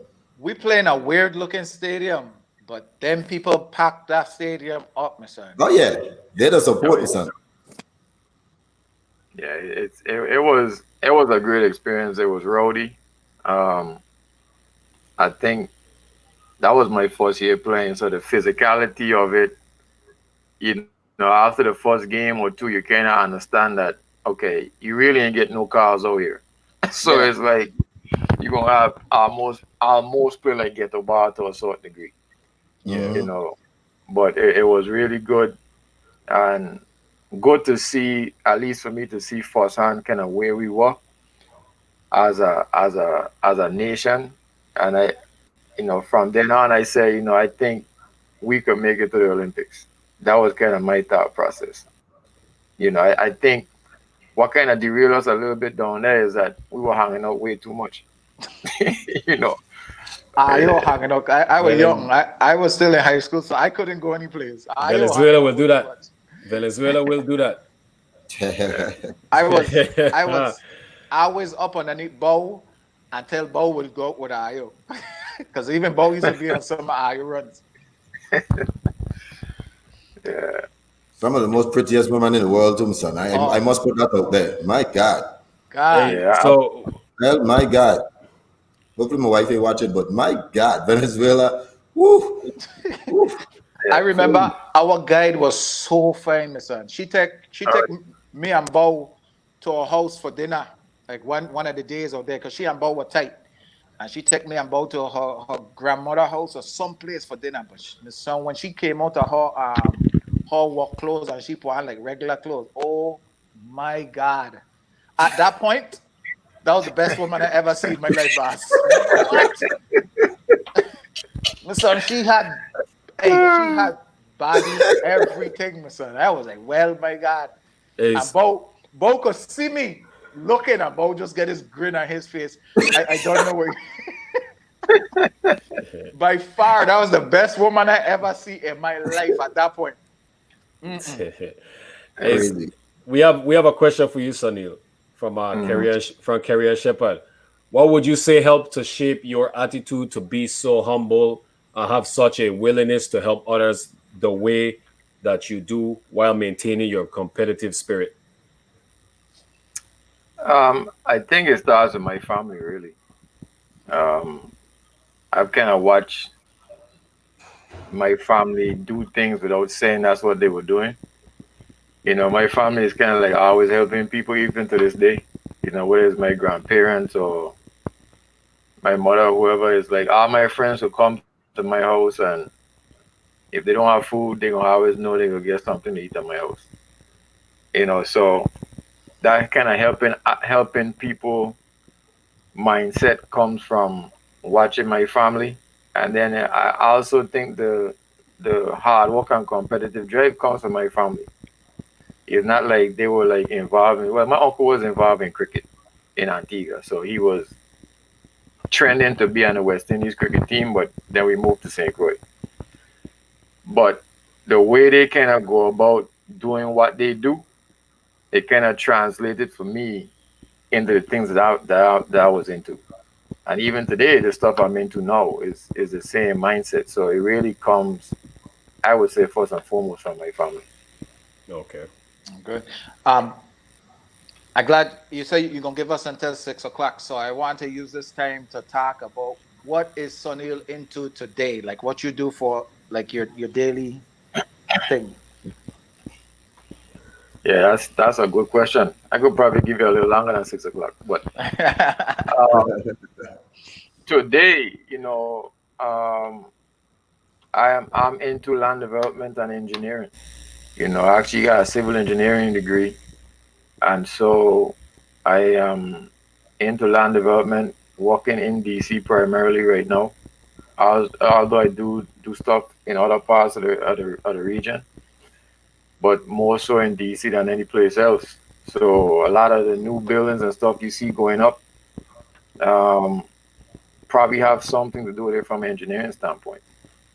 And I've been doing that ever since I've been here in this area. So Okay. a lot of been privileged to work on a lot of cool stuff, like the Pentagon Memorial, not the Pentagon, yeah, the Pentagon 911 Memorial. It's part of that project. So it's really taken a lot of these team work principles that I learned in sports and now applying it to the business environment, because to build a building is a team of people, is a team of architects, engineers, you know, government officials, is people that you work with every day. So I see that some of those same lessons I learned playing ball and being a part of a team and a group is helping me now to lead people in this regard. So that's what I do on a professional level, and obviously I'm highly and very much involved with my ministry here, um, both from a mentoring standpoint, teaching the word, and a lot of community service as well. A tremendous amount of community service. So it's like I always feel like I have to be giving back. I have to be doing something and helping somebody out, and still, very actively involved in athletics, more so now from advising kids, you know, and that's whether they're playing football or, I got kids right now that have helped and assisted who playing major D1 football and major D1 basketball and at other levels. So it's continuing to be a voice of reason to help them choose some of this stuff, and talking about real stuff is like, okay, should you take the $5,000 that they're giving you? Right, You right. know what I'm saying? I mean, Yeah, yeah, what's the pros and cons of that? You know what I mean? You know, and some of the things you gotta look for. How do you deal with females in college? How yeah. do you manage that? You understand? So it's like definitely doing a lot of that, and obviously it goes without saying, my family. It starts and ends right there. I got a whole basketball team by myself, so Did you ever have any thoughts of coming back home? And because you have so much knowledge within you, and we can obviously feel the love and your spirituality, because I know you're very spiritual, and it's actually coming through your voice. And you can just see it, you can feel it.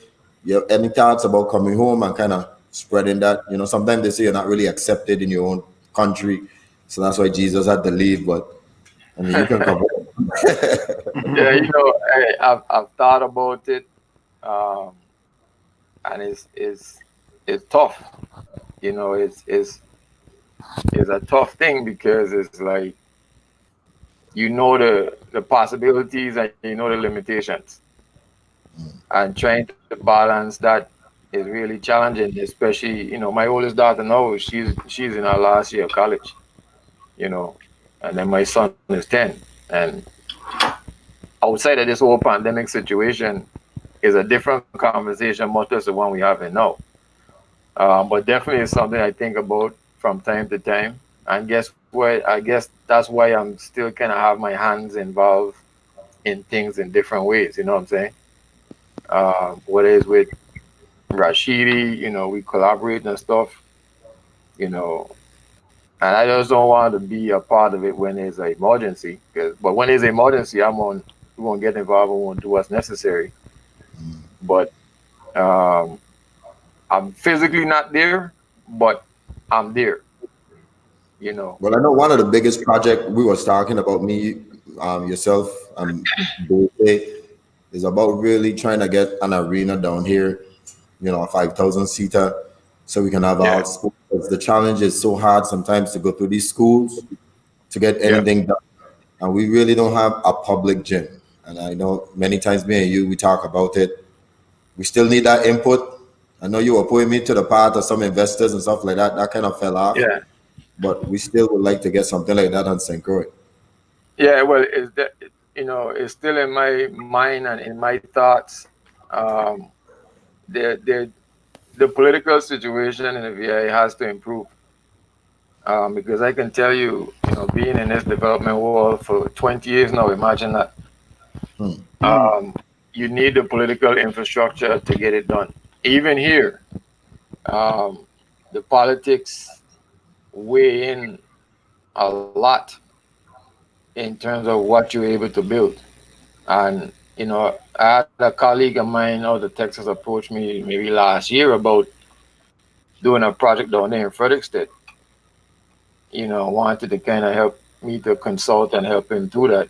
But he pulled out because of the politics. So I think that's the one part that, with the changes that are happening now, some of the old mindsets are retiring or kind of stepping aside. It's kind of setting the stage for some of those things to be done. But I'm hopeful that, within the near future that we could get that facility up, because I'm looking at what you're doing specifically now, Tegan, and I'm saying to myself, man, what would it mean for not just local people, but groups that could come down there and train? You Exactly. know what I'm saying? I mean, and I gotta commend you on what you're doing, because you're doing what you're doing for free. Mhm. I True. can't tell you the arm and the leg that they charge around here for not even close to what you're doing. You understand? Yeah, yeah. That is true. That is true. So certainly I see that if we can get a facility up, we saving lives. It's not just about teaching kids skills. I see this as a lifesaver, because I remember as a youngster when they stopped the Ronald Charles League, and how all of a sudden a lot of my friends and stuff started dying because you come up in a tough situation already. You don't have anything productive to do. There's a direct correlation between lack of activities and criminal activity, right? Yeah. So that's where this thing with this hot struck is sort of trip. It's like these are things that we need, but I've kind of resolved that we have to do this ourselves. But we just need the political infrastructure to be in place to be able to do it, you know, and we'll get there. Man, you spitting so much knowledge, man. I just have to just clap my son. Hey, I could just listen to you. I could just listen to this man all day. You speak, man. Things just come straight out of your heart, man. And I think we need so much more people like yourself, pretty much like us, because we also doing this podcast out of our heart. We ain't getting paid for none of these things, but Right. we care, man. And it's about, I don't understand where the powers may be cannot recognize that when you have people in these situations that have the ability to change lives, like you said, I don't need no money and nothing like that. Just give me a gym And me and Bob will be in there, and we'll just shaping lives left and right. But like you said, the political stuff behind this thing, I don't know much about politics, but you can see it. Yeah, well, it's unfortunate, but I think whenever you have a spark, you can always get a fire.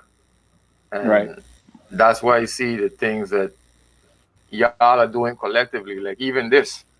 I think this is an opportunity to help other young people to know that they have value. Um, because you're just highlighting, the value that you guys were able to take from somebody else, imparting into you, and now imparting into the next generation. And this is really an oral tradition because really some people they're not aware of this history. And this is a living history. This is not like a history of, you know, 50, 75 years ago, which is relevant, but this is a modern day history. So for you guys to do what you're doing, to really help to take this knowledge and wisdom forward, is going to help the next person more than you probably even realize. But I think at some point we need to make sure that you have a larger platform to reach people. Um, I do agree with Pang in terms of, podcasting this fully and really helping Virgin Islanders to see that we have something tangible and positive to offer. You Right? know, that to me is important because, you know, you a dime a dozen, Tegan. Everybody's not going to be a professional baller for 10 years, right? Mm-hmm. But everybody can be a professional at what they do. Right. You know what I'm saying? You're a So preacher. You ain't hear that as them. well.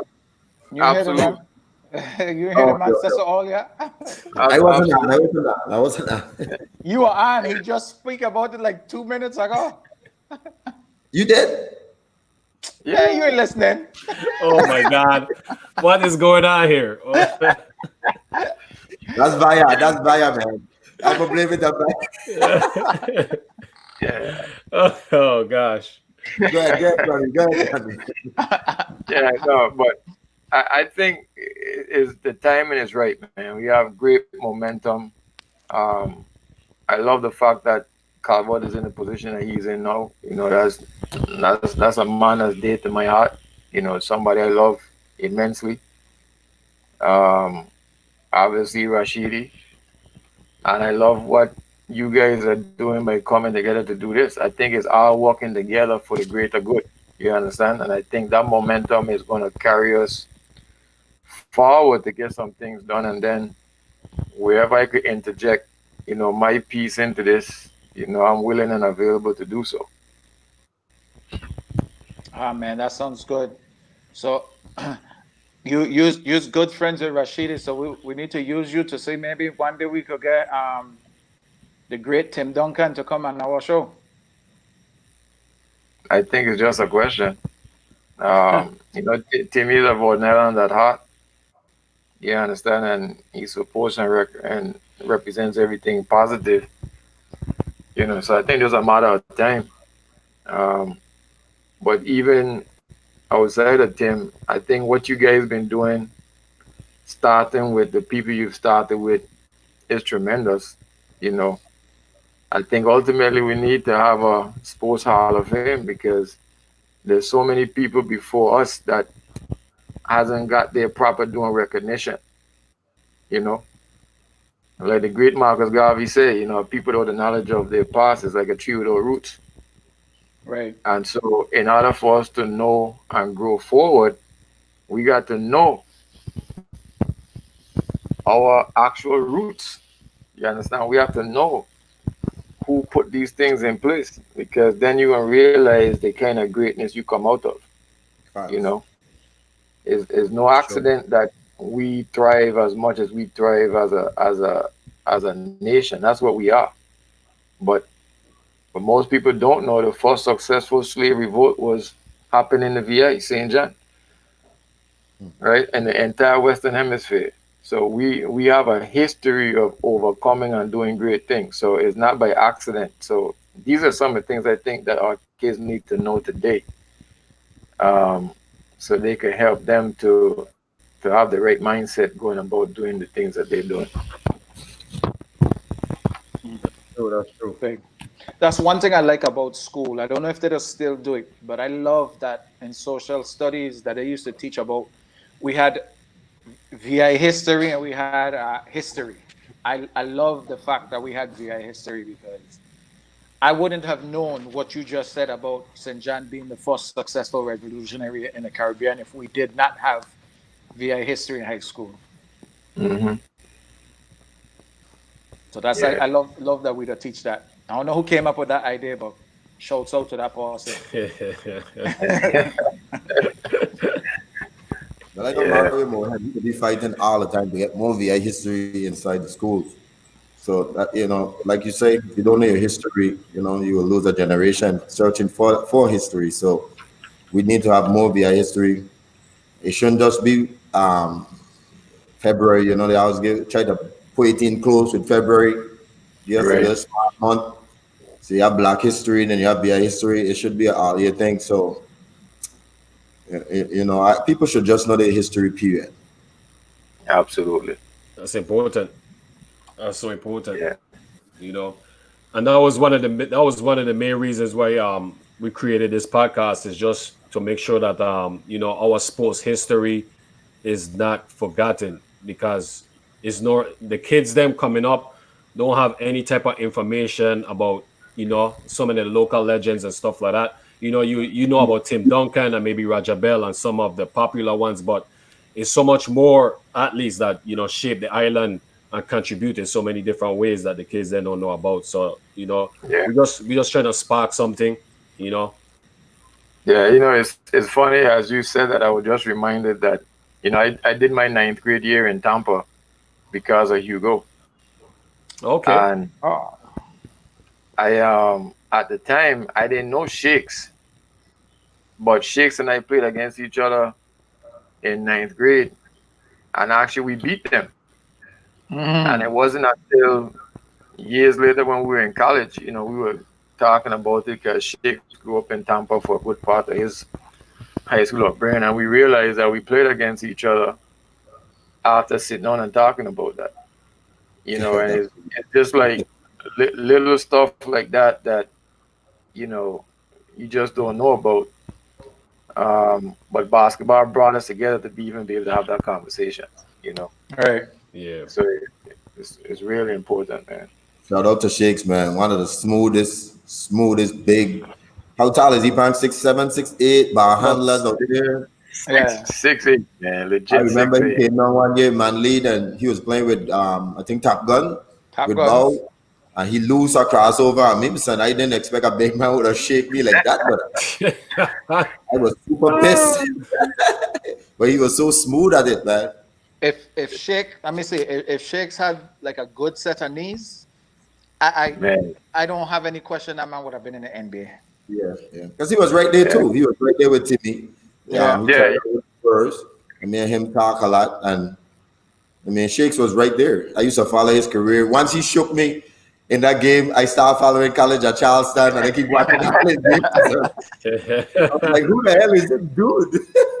A Hey, lot of Go ahead. let me give you a joke real quick. So Shakes, I want to say it might have been right after they beat Vince them in the tournament when he was at college at Charleston. And so Shakes came down and Khalid and I was running the hill all the time. So I said, Shakes, hey, let's go run the hill, and then we're gonna go down Harbor View and do some drills. You understand? So he's like, oh yeah, man, I'm good, I'm in shape. So, you know, back in the day before going to the States, we would run the hill like 10 times, right? And Tiga, like where the railing is as you're going up. Yes. And so we would go run past the railing to like the second or third lamppost, and then we run backwards going down the hill, and then we get down to the bottom by McDonald's and we go again. Wow. So we did the first one, and I'm within myself, I'm like, man, this thing feels really, really tough. Like it didn't feel as tough before I went to college. But I'm looking over at Khalid and Shakes, and I know them two dudes are so competitive I know if I'm hurting, they hurting real bad. But I know they're not gonna say they hurting, right? So we did the first one. We get back down. I said, all right, let's do another one. After we do it, now we coming back down, and I'm looking at them, and I'm like, man, these dudes, they ain't gonna do it. So I said, let's do one more. We did it. When we got back down, I said, all right, man, let's go to the court. Both of them like, yeah, that's good. When we got down to that court, man, Shake start throwing up all over the place, bro. I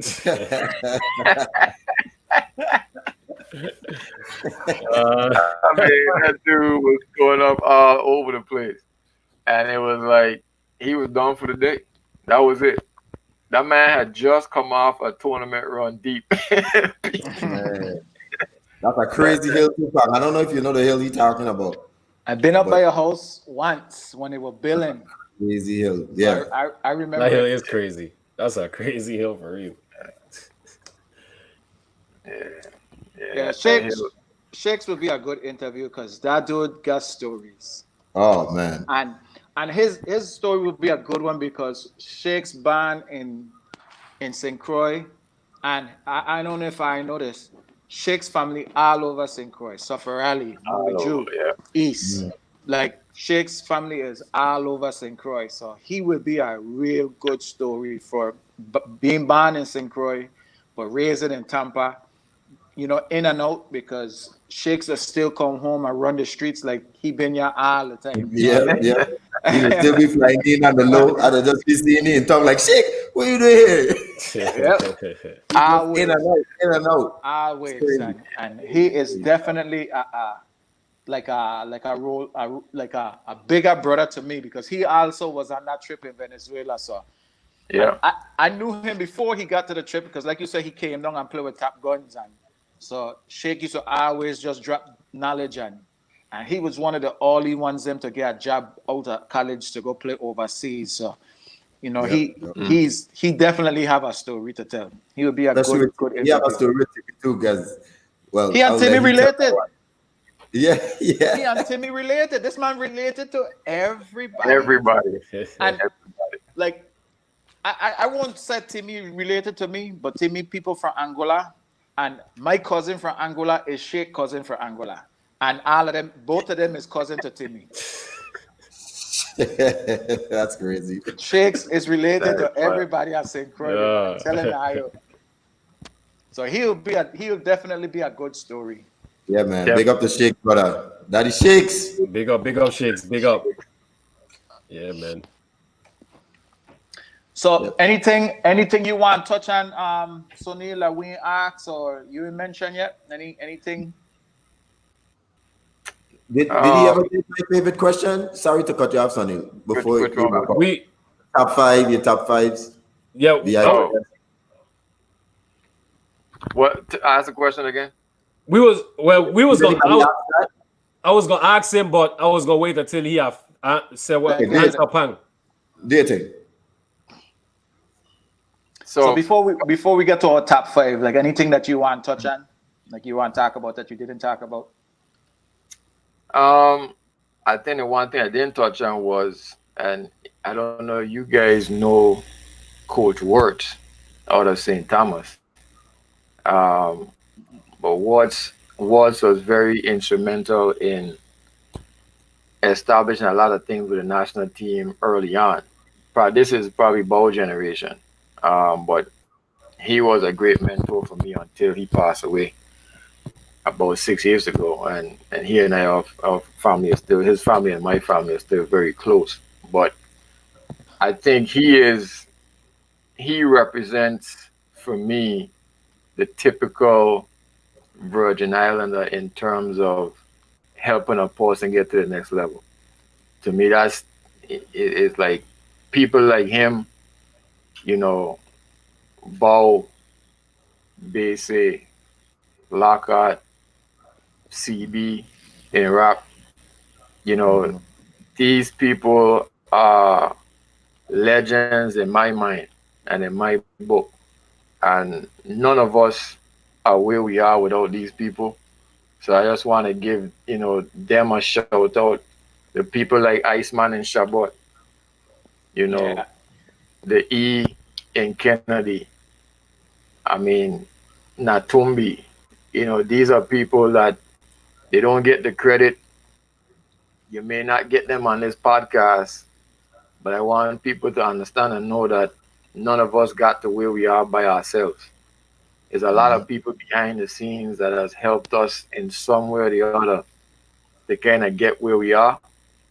And even like the E took a chance on me when I was 9, 10 years old to give me a run with Kennedy. And to this day, me and that Kennedy family, we still tight. S, Bola, everybody, it comes from somebody taking a chance. So I want to shout out all the people who don't necessarily get the publicity, and just to tell them thank you for what they're doing, not just for me, but for so many other people Right. who give their lives to helping people. You know what I'm saying? Yeah. So that's the last thing I had. Awesome. Awesome. Beautiful, man. Beautiful. Beautiful. Big respects to that. So go ahead now, Tegan, and ask your question. Well, this is our universal question. Your top 5 VI athlete, basketball, male and female, and then your top 5 NBA. Top 5, yeah, man. That is Yeah, no, it could be tough. difficult. Yeah, your favorite. That's Your top favorite. 5. Your Yeah, I know my favorite between both islands, or top 5 on each island. St. Croix. Top, Let's say St. Croix. you could do Okay, both St. islands. You could do both if you want. Okay, man. So I'm gonna say I'm gonna start with St. Thomas. Um, my top 5 from what I've seen, definitely Calvert, no doubt about it. One of the fastest, most athletic, silky smooth players. I have to go with Calvert, and no specific order. I want to say Jojo Gums in St. Thomas. I don't know if y'all know Jojo, but Jojo is probably about 6'6", slim. Man, Jojo could do it all. I also like from St. Thomas, Fancito. So he may be a little older. He's based in age, but Fancito, if anybody in rock know who Fancito is. Um, who was in rock? I really like Khalid Gerard. yes. I had, the Number. oppor- I had the opportunity to see Khalid Gerard when he was very young. I mean, as like 2, 3 years old, and to see what he's become, um, man, it's just a shame that he wasn't able to take it further than where he's taking it. And then for me, the last person in the rock that I absolutely really love is Jabari. Oh, yeah. Yeah. Jabari, man. Oh man, Jabari is the ultimate freak of nature, man.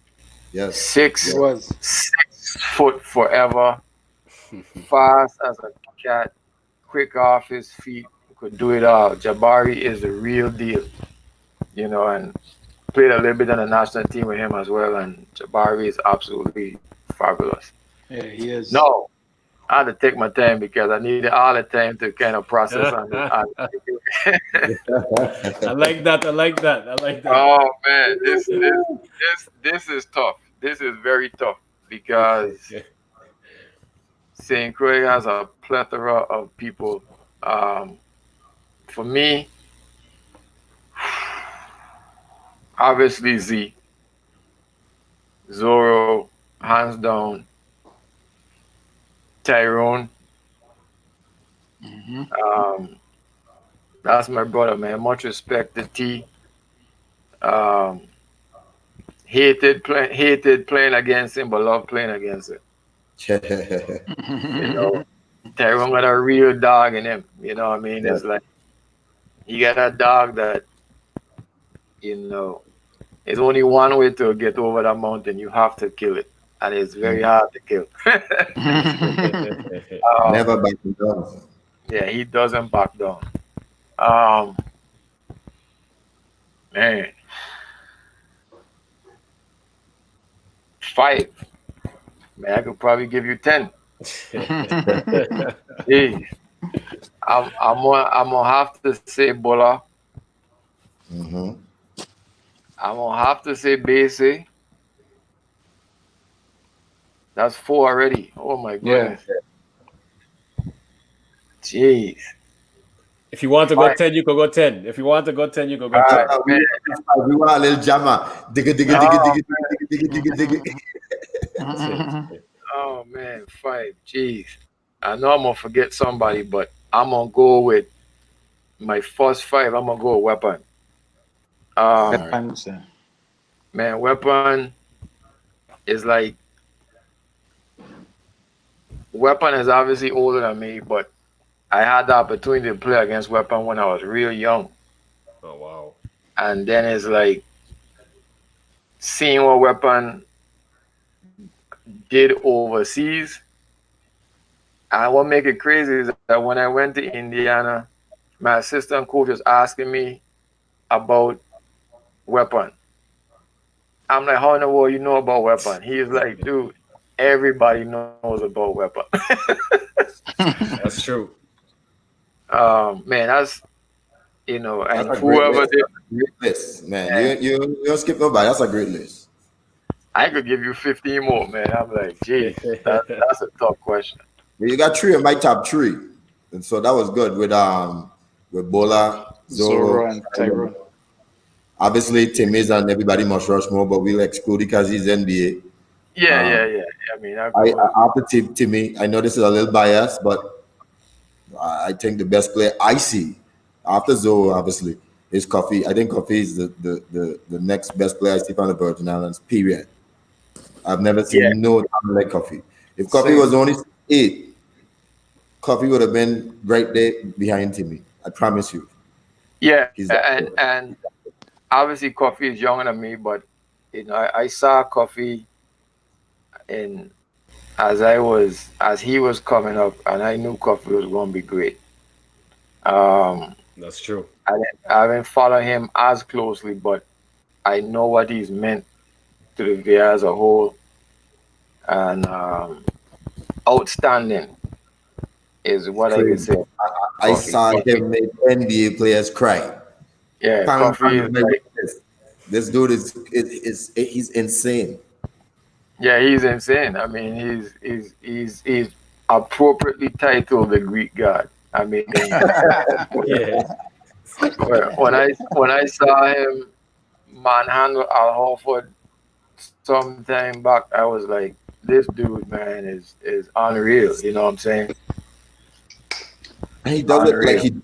he does it so effortless. Me and Pam would be like, dude, this dude know what he doing. It's like it don't Yeah, matter to him, man. He's the only dude I actually play with that you actually get caught up watching the game and not play. Yes. I Yep. actually on the court, when I'm not really playing. I'm just like enjoying the show. Like, here, Coffee, do you feel like he's the only person who does that to me my whole life, where I don't feel like I am the center of attention on the court. It's crazy. yeah, he's a beast, man.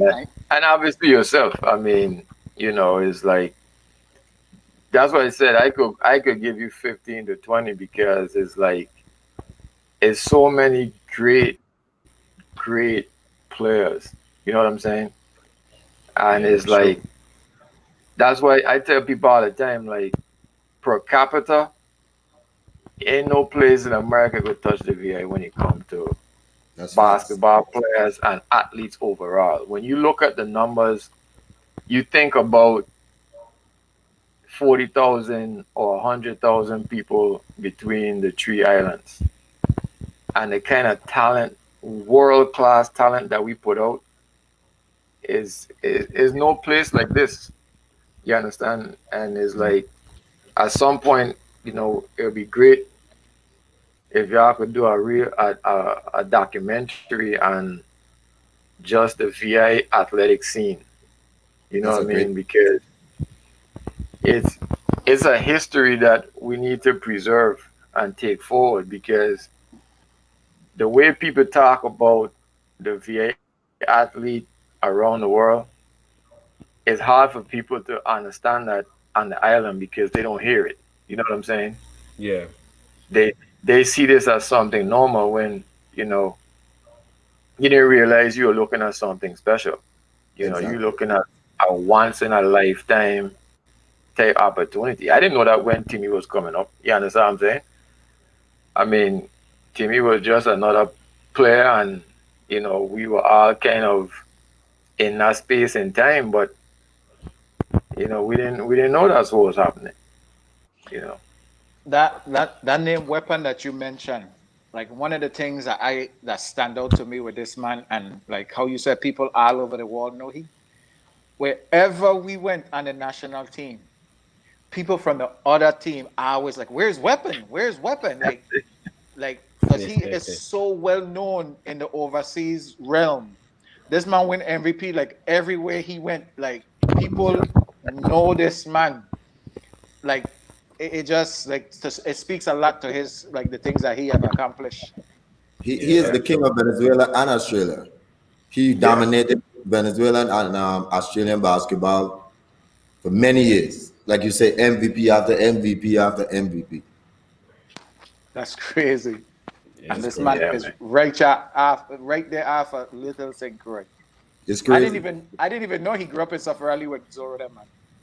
Yeah, he from Raleigh, man. Zoro them, I don't know what they're going to water in South Raleigh, man, but they were spitting Yeah. out these Imagine world all them talent. guys with a man them. That's the crazy thing. That's why Zoe say when they split up the team, he almost cried. Yeah, man. I mean, Cobra, Zoro, you know, Mac, you know, Mix. Butch, Max. I mean, It's crazy, man. That's crazy. dudes, Shotgun. man. Yeah, Shotgun. shotgun. Oh, man. Another Yeah. pain in the butt right there, man. That shotgun is Talent. insane. That's called Safarali talent. That was crazy. That is crazy, man. It's amazing. Yeah. And then Tegan went go play with Running Rebels. I don't understand this dude, man. Yeah, after I started with guidance, I gotta give that love to Dasa. Dasa was cheating me a little bit better than Basie at the time. Ah. You know, you're Oh, in high school and you're getting the new pair of Jordans and stuff like yeah, that. You know, you yeah, know, Basie Cuban at the time, he a broke. So I had to yeah. go We with the had money. we had the same pockets, man. We had the same pockets. Yeah. T got Oh, crazy, brother. This man crazy. Ah, Um, yeah, man. Well, this Man. is always like the favorite part of the interviews, base Sonny. Like we in like a real interview. We just basketball players shooting a breeze, letting you tell your story the way you want to tell it, and rightfully so, because ain't no better story than hearing it from the individual themselves. You know, there's always myth, there's always legend, there's always stories from somebody else, but ain't no better person to tell your story than you. So this is fun for us. I hope it is fun for you, and one of the highlight of your Sunday after your ministry. Um, Yeah, you're a and preacher. yeah. For the third time, Tegan. For the yeah. third time. I just want the people have to know out there, Pam.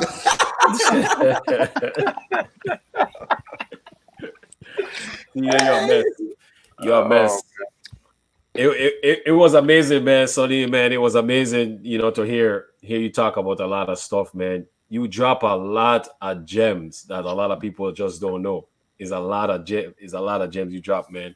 And hopefully, people hopefully a lot of kids, is able to watch this episode and learn about you, your mindset, you being humble, and some of the sacrifices you made, and yeah, some of the gems you drop as far as, inviting your friend, in this competition and just building bridges. And like we always say, each one teach one. And you're like the total definition of each one teach one. I'm You telling live you. by it, you talk about it, and it was just beautiful to hear, man. It was lovely, man. It was lovely. Good yeah. stuff, man. Awesome, Yeah, awesome, man. yeah, I appreciate being here, man. Thank you, fellas, for the time. Um, you can always reach me if need be for anything. I'm always willing to help. And Tiga, man, keep up what you're doing with them. with those drills and that stuff, man. I think that's the type of thing that's going to help people to learn some of these life lessons that we're trying to teach. You know what I'm saying? It's not just teaching basketball. You're actually helping somebody to be and accomplish what they say they want to be and accomplish. You know what I'm saying? And I like the fact that you call him a pro. You know, like I watch that stuff. You know, that's Speak the it, type of speak, stuff. you know, we speak it into existence, and you have to Yeah, you believe gotta it. call it. You know, so for any young person that's going to watch this or watch any other episode, you gotta first believe that you could do this, whatever it is, right? You gotta believe it. You don't need 10 people to believe it. You have to be the person to believe it. And then if you put in the work, is inevitable. You know, so keep up the great work, fellas. You know, I'm gonna keep watching, keep following, keep adding my 2 cents, and Yeah. let's keep walking until we get our documentary done. Love it, love it. Definitely, Facts. man. Definitely. Yeah. Definitely. Well, Like, Tegan, since you come late, we'll let you take us out. But Mumba, before you go, you gotta do something that you didn't do at the beginning and give the shouts out to all yeah, to all yeah. the local businesses and stuff like that. So, Mumbi, you want to do that first? Yeah, let me do that. Let me do that. I like you, Pang. I like you. Let support legends340.com. Go out and support, support the local people them, support, they always have good garments. Savory Eats LLC, based in Orlando by Sheena Fontaine. Anytime she have her food sale, go out and support. We have the Good Life Apparel as well. We got Andrea. Follow her on Instagram with the Melting Pot Cooking Class. Also, meltingpotcookingclass.com. We have Sibon Caribbean Restaurant. Go out and support. We have Apollo Legion. Apollo Legion. That's Tegan. Tegan is one of Tegan's favorite clothing line. One of, as well as Legends 340. We got follow on Instagram at Island Destiny 340 Serenity Braids by Nikki. We have Rico Canario as well, and this is an individual that I'm planning to have on probably in the next week or two. He has a Rescuing Virgins is a book about it's a book about all the VI athletes, and he's been trying to preserve the history as well, and he's been interested and focused on trying to get a VI Hall of Fame. So we're definitely going to have him on because his dad was involved with a lot of VI sports back in the days with a lot of baseball players and stuff. So that'd be a pretty good, informative episode. Well, I'm glad you explained that Rescuing Virgins thing because I was definitely thinking something else. Yeah. Yeah, I thought I was talking about human trafficking. So I'm glad you. Hey, this is the book. This is the book, so you guys can see. This is the book. I mean, you guys can see. It have some of the basketball players and baseball players, boxers, boxing, track and field and stuff. It's a pretty good book.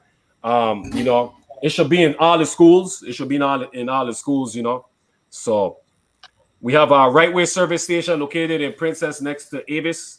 We have Paris Enterprise. Follow on Facebook, Live Wire Sports. Go ahead and follow on Facebook, Live Wire Sports. They do a lot of good interviews and, definitely support them. Tuesday, 7 p.m. They always live as well. Midnight Entertainment. Also go out and follow. And then we have the Elite Podcast YouTube page at VI Legends. We will be streaming next episode and we will continue to stream to YouTube and as well as Facebook, the Elite Podcast page as well too. All the videos will be on YouTube and the YouTube page, so you guys can always go back and look at the videos. You guys can send your kids to look at the videos as well, So all the episodes is on. This episode will be coming on as well in the next day or two on the YouTube page. So we're gonna do live on YouTube next week, or we'll be streaming live at YouTube and Facebook, both platforms. Both platforms. Big Mumba, you're getting good at this, man. You're getting good at this, Mumba. And I check out the logo on the side. Which way? On the side. Right by you. Yeah. I love it. That's the logo right there. So That's beautiful. Also, yeah, I'm glad you bring that up. With the logo, if you guys want to purchase a shirt and stuff, we will get into that. All the proceeds will be going to Tegan organization, Choice Basketball, all the proceeds. Reason being, all the money will be going towards the youths them as far as camps, basketball leagues, scholarships, etc. and other stuff. But that's just kind of a little idea where what we're trying to do. So the money spent, any sponsorship whatsoever, will be going towards Tegan's foundation, non-profit foundation, and we're just trying to help the youths them and give them the best opportunities possible and stuff like that. Hopefully, we could get to a point where we could have different basketball camps, and maybe Soneil, Pang, and some of the past guests and future guests could probably do a basketball camp, come down for a couple of days, etc.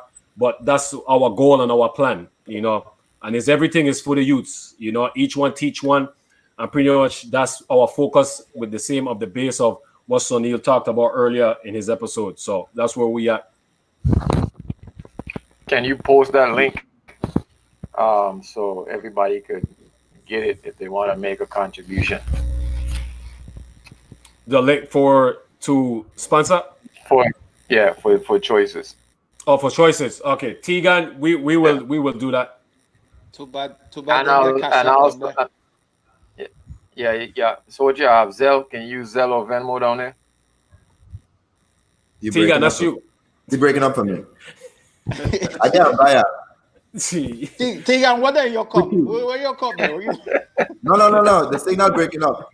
Like right now, sticking. What? You sticking down. What's your How can somebody donate to your organization?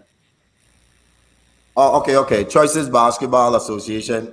You can just pretty much. We don't really do any kind of wiring or nothing like that. You write a check and you mail it to me. PO Box 3369, Frederiksted 00841. You got it? We will post it. I will post it from. We'll have to post it. Yeah, I'll definitely do that. Yeah, great. Can you guys hear me? Yeah. We can hear you. Okay. I tell you, I got Via. Something ain't right. I got to look for What? This is false advertising. What you say? You got fire? Via, that's the internet. I can't hear you. I can't hear you. Say fire? Via. Oh, Via. Oh, okay. Via. I just play, man. I could hear you the whole time. Oh, okay. You the preacher? Hey, Soneil, that gonna be a thing now, Yeah, I see that. That's trending like entanglement. Yeah. Okay, Oh let me man. see if I can knock this out good because I break it in and out. I don't know why. Sonny, it's a pleasure. If there's anything that anyone wants in the Virgin Islands to know what a true mentor is all about, you is the definition of that. You walk by this faith and you can see a spirit, where you speak, where you carry yourself. I mean, you are the perfect role model. You was perfect for me as I looked up to you many times, and you didn't even remember this, but you was the first person to tell me, when you shoot, make sure the ball don't touch the rim. And I used to be like, you're talking crazy. What do you mean? And then you used to tell me to go and watch Chris Jackson. You ever remember that conversation? No, I do not remember that conversation. Yes, we was in Central, and I was playing with guidance that year. And you tell me, anytime you shoot your free throw, make sure you go for all nets. You know what I'm saying? But I just gave that example, like, no matter what you do in your entire life, you was always willing to give that advice. I was very proud of you giving that advice and continue to share everything you are doing with me. And man, God bless you, man. And we always stay in touch. And it's love, man. I know you're a preacher, so I won't use that no more. Oh man, I appreciate it. Oh man, Tegan, you know what was so funny? You know what was so funny about that? Literally, like 5 minutes ago, the man had just said so. I swear I didn't hear it. Hey, remember Tegan don't like to pass. Tegan don't like to pass. True. He locked in. Tegan locked in. Man. You guys are crazy, man. Hey, but Soneil, Give thanks, man. This was definitely a good one, and this one gonna go down in the books. That's probably the best because you definitely well spoken, and everything you said, like it was just for like a educated person and intelligence, and it just everything was just rolling off your tongue so natural, and it just you could tell you live exactly what you speak, and this was definitely gonna go down in the books as the best. Hey, well, give thanks, man. Um, as I said, it's not about me really. It's about all the people behind me that you don't see. So give thanks for the opportunity. Hey, one thing before you go, you got any cheese story for me? Any cheese story on Cheese. Central Team?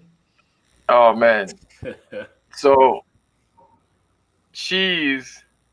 First of all, cheese was like our most creative dunker on the squad. So if we had 10 people, if we had 12 people on the squad, 10 people could have dunked, right? But cheese was the most creative in terms of the variety of dunks he used to do. But cheese was a creative person all around. So cheese and Binks was like our two team clowns, right? So we had like they had a I think like a talent show or something one lunchtime, and all like the serious students they come out and they doing their talent, they singing and dancing and all this stuff. And then next thing you know, you see Cheese and Binks appear at the middle of the court because the gym was the auditorium as well. Right. Yeah. And man, them dudes got the dancing out there with some dance that Cheese used to call it upstairs. Man, that thing was the funniest thing in the world, man. But that was just like classic Cheese, man. He and Bings, them dudes used to get into a whole bunch of madness, man. But Cheese was just a trip. But Cheese was pretty athletic himself. You understand? Very, very athletic. And I had some athletic people. Between Dino, Patrick, and Cheese. Yep. They could win a dunk contest at any given time. Each one of them. Yeah. Yeah, Patrick man. Patrick and Dino was like more like power dunkers because they're 2 foot jumpers, but Cheese was Yep. the Clyde Drexler type. Cheese go glide from the free throw line and, like you said, do all kind of the Jordan cradles and all All kind of kind thing. of dunk, man. Yeah, man. I mean, it's like on that team, man, you couldn't be sleeping because like you get dunked on from any different place. You know what I'm saying? So it was really a trip. So like our practices then were crazy. I could It imagine. was it was crazy, and that's why like I came off the bench and it really didn't even matter because you was gonna get your time, and the games then wasn't really the fun part. The fun part was the practice. And that'll make the best teams. Yeah, When your practice are better than the games, that'll make the best teams. it'll make the best I teams. That's mean, true. you know, trash talking the whole time, and then one last thing about Lockhart had this thing like if you could dunk, you had to dunk every drill. So it didn't matter if you were tired, and if you missed the dunk, you had to run a suicide. So so and like Tyrone said, I think Tyrone said it a couple of weeks ago that the first couple of weeks you didn't even touch a ball, you know. And I caught myself being slick. Well, I guess sick like the beginning of practice, so I didn't come the first couple of days. So I'm thinking, I missed a couple of days. I'm gonna just pick up. Like I said, no, sir, you gotta do all the running that everybody else do. He ain't getting away. Yeah, but the practices, then man, like back then the paper used to come and just watch our practice.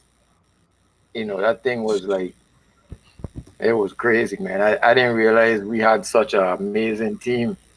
I wish we could have played teams from the States back then, man. Like, I geez. wish so. That That'd would have have been been good. amazing, man. That'd have been good for real. And we literally pressing you all game from start to finish. Yeah, Calvert did mention that. Full court, like that's why Terry Lockhart is the most aggressive coach I've ever seen. I mean, he doesn't believe in like Marcy victory or Marcy rule. No, if you up 50, Lockhart believe you should be up 80. God. Hey. This type of age of basketball, them I would have fight. Yeah. Hey, talking about Lockhart, I think that's next Sunday. I think I'm gonna try and have him on. That's the next Man, episode. that would be awesome. Yeah, so he's he have seen it and he have heard about it and he like what's going on. So That's you awesome. know that's the goal for next Sunday. Try and get him on. So We definitely Bogus, can big make up that to you, happen. Bogus. I see you on the live. We will get options. We will get options, Bomba. 21st century. yeah, so we definitely get him on. Big up to Bogus as well. You know, our brother. Yeah, man. Man, y'all stay blessed, man, and keep up the great work, okay? Definitely, man. Definitely. Thank you, and man. same to you, Soneil. Same to you, man. Same Love. to you, indeed, man. Much love. Much love. All right. All right, man. All right, take it easy, everybody. Yeah.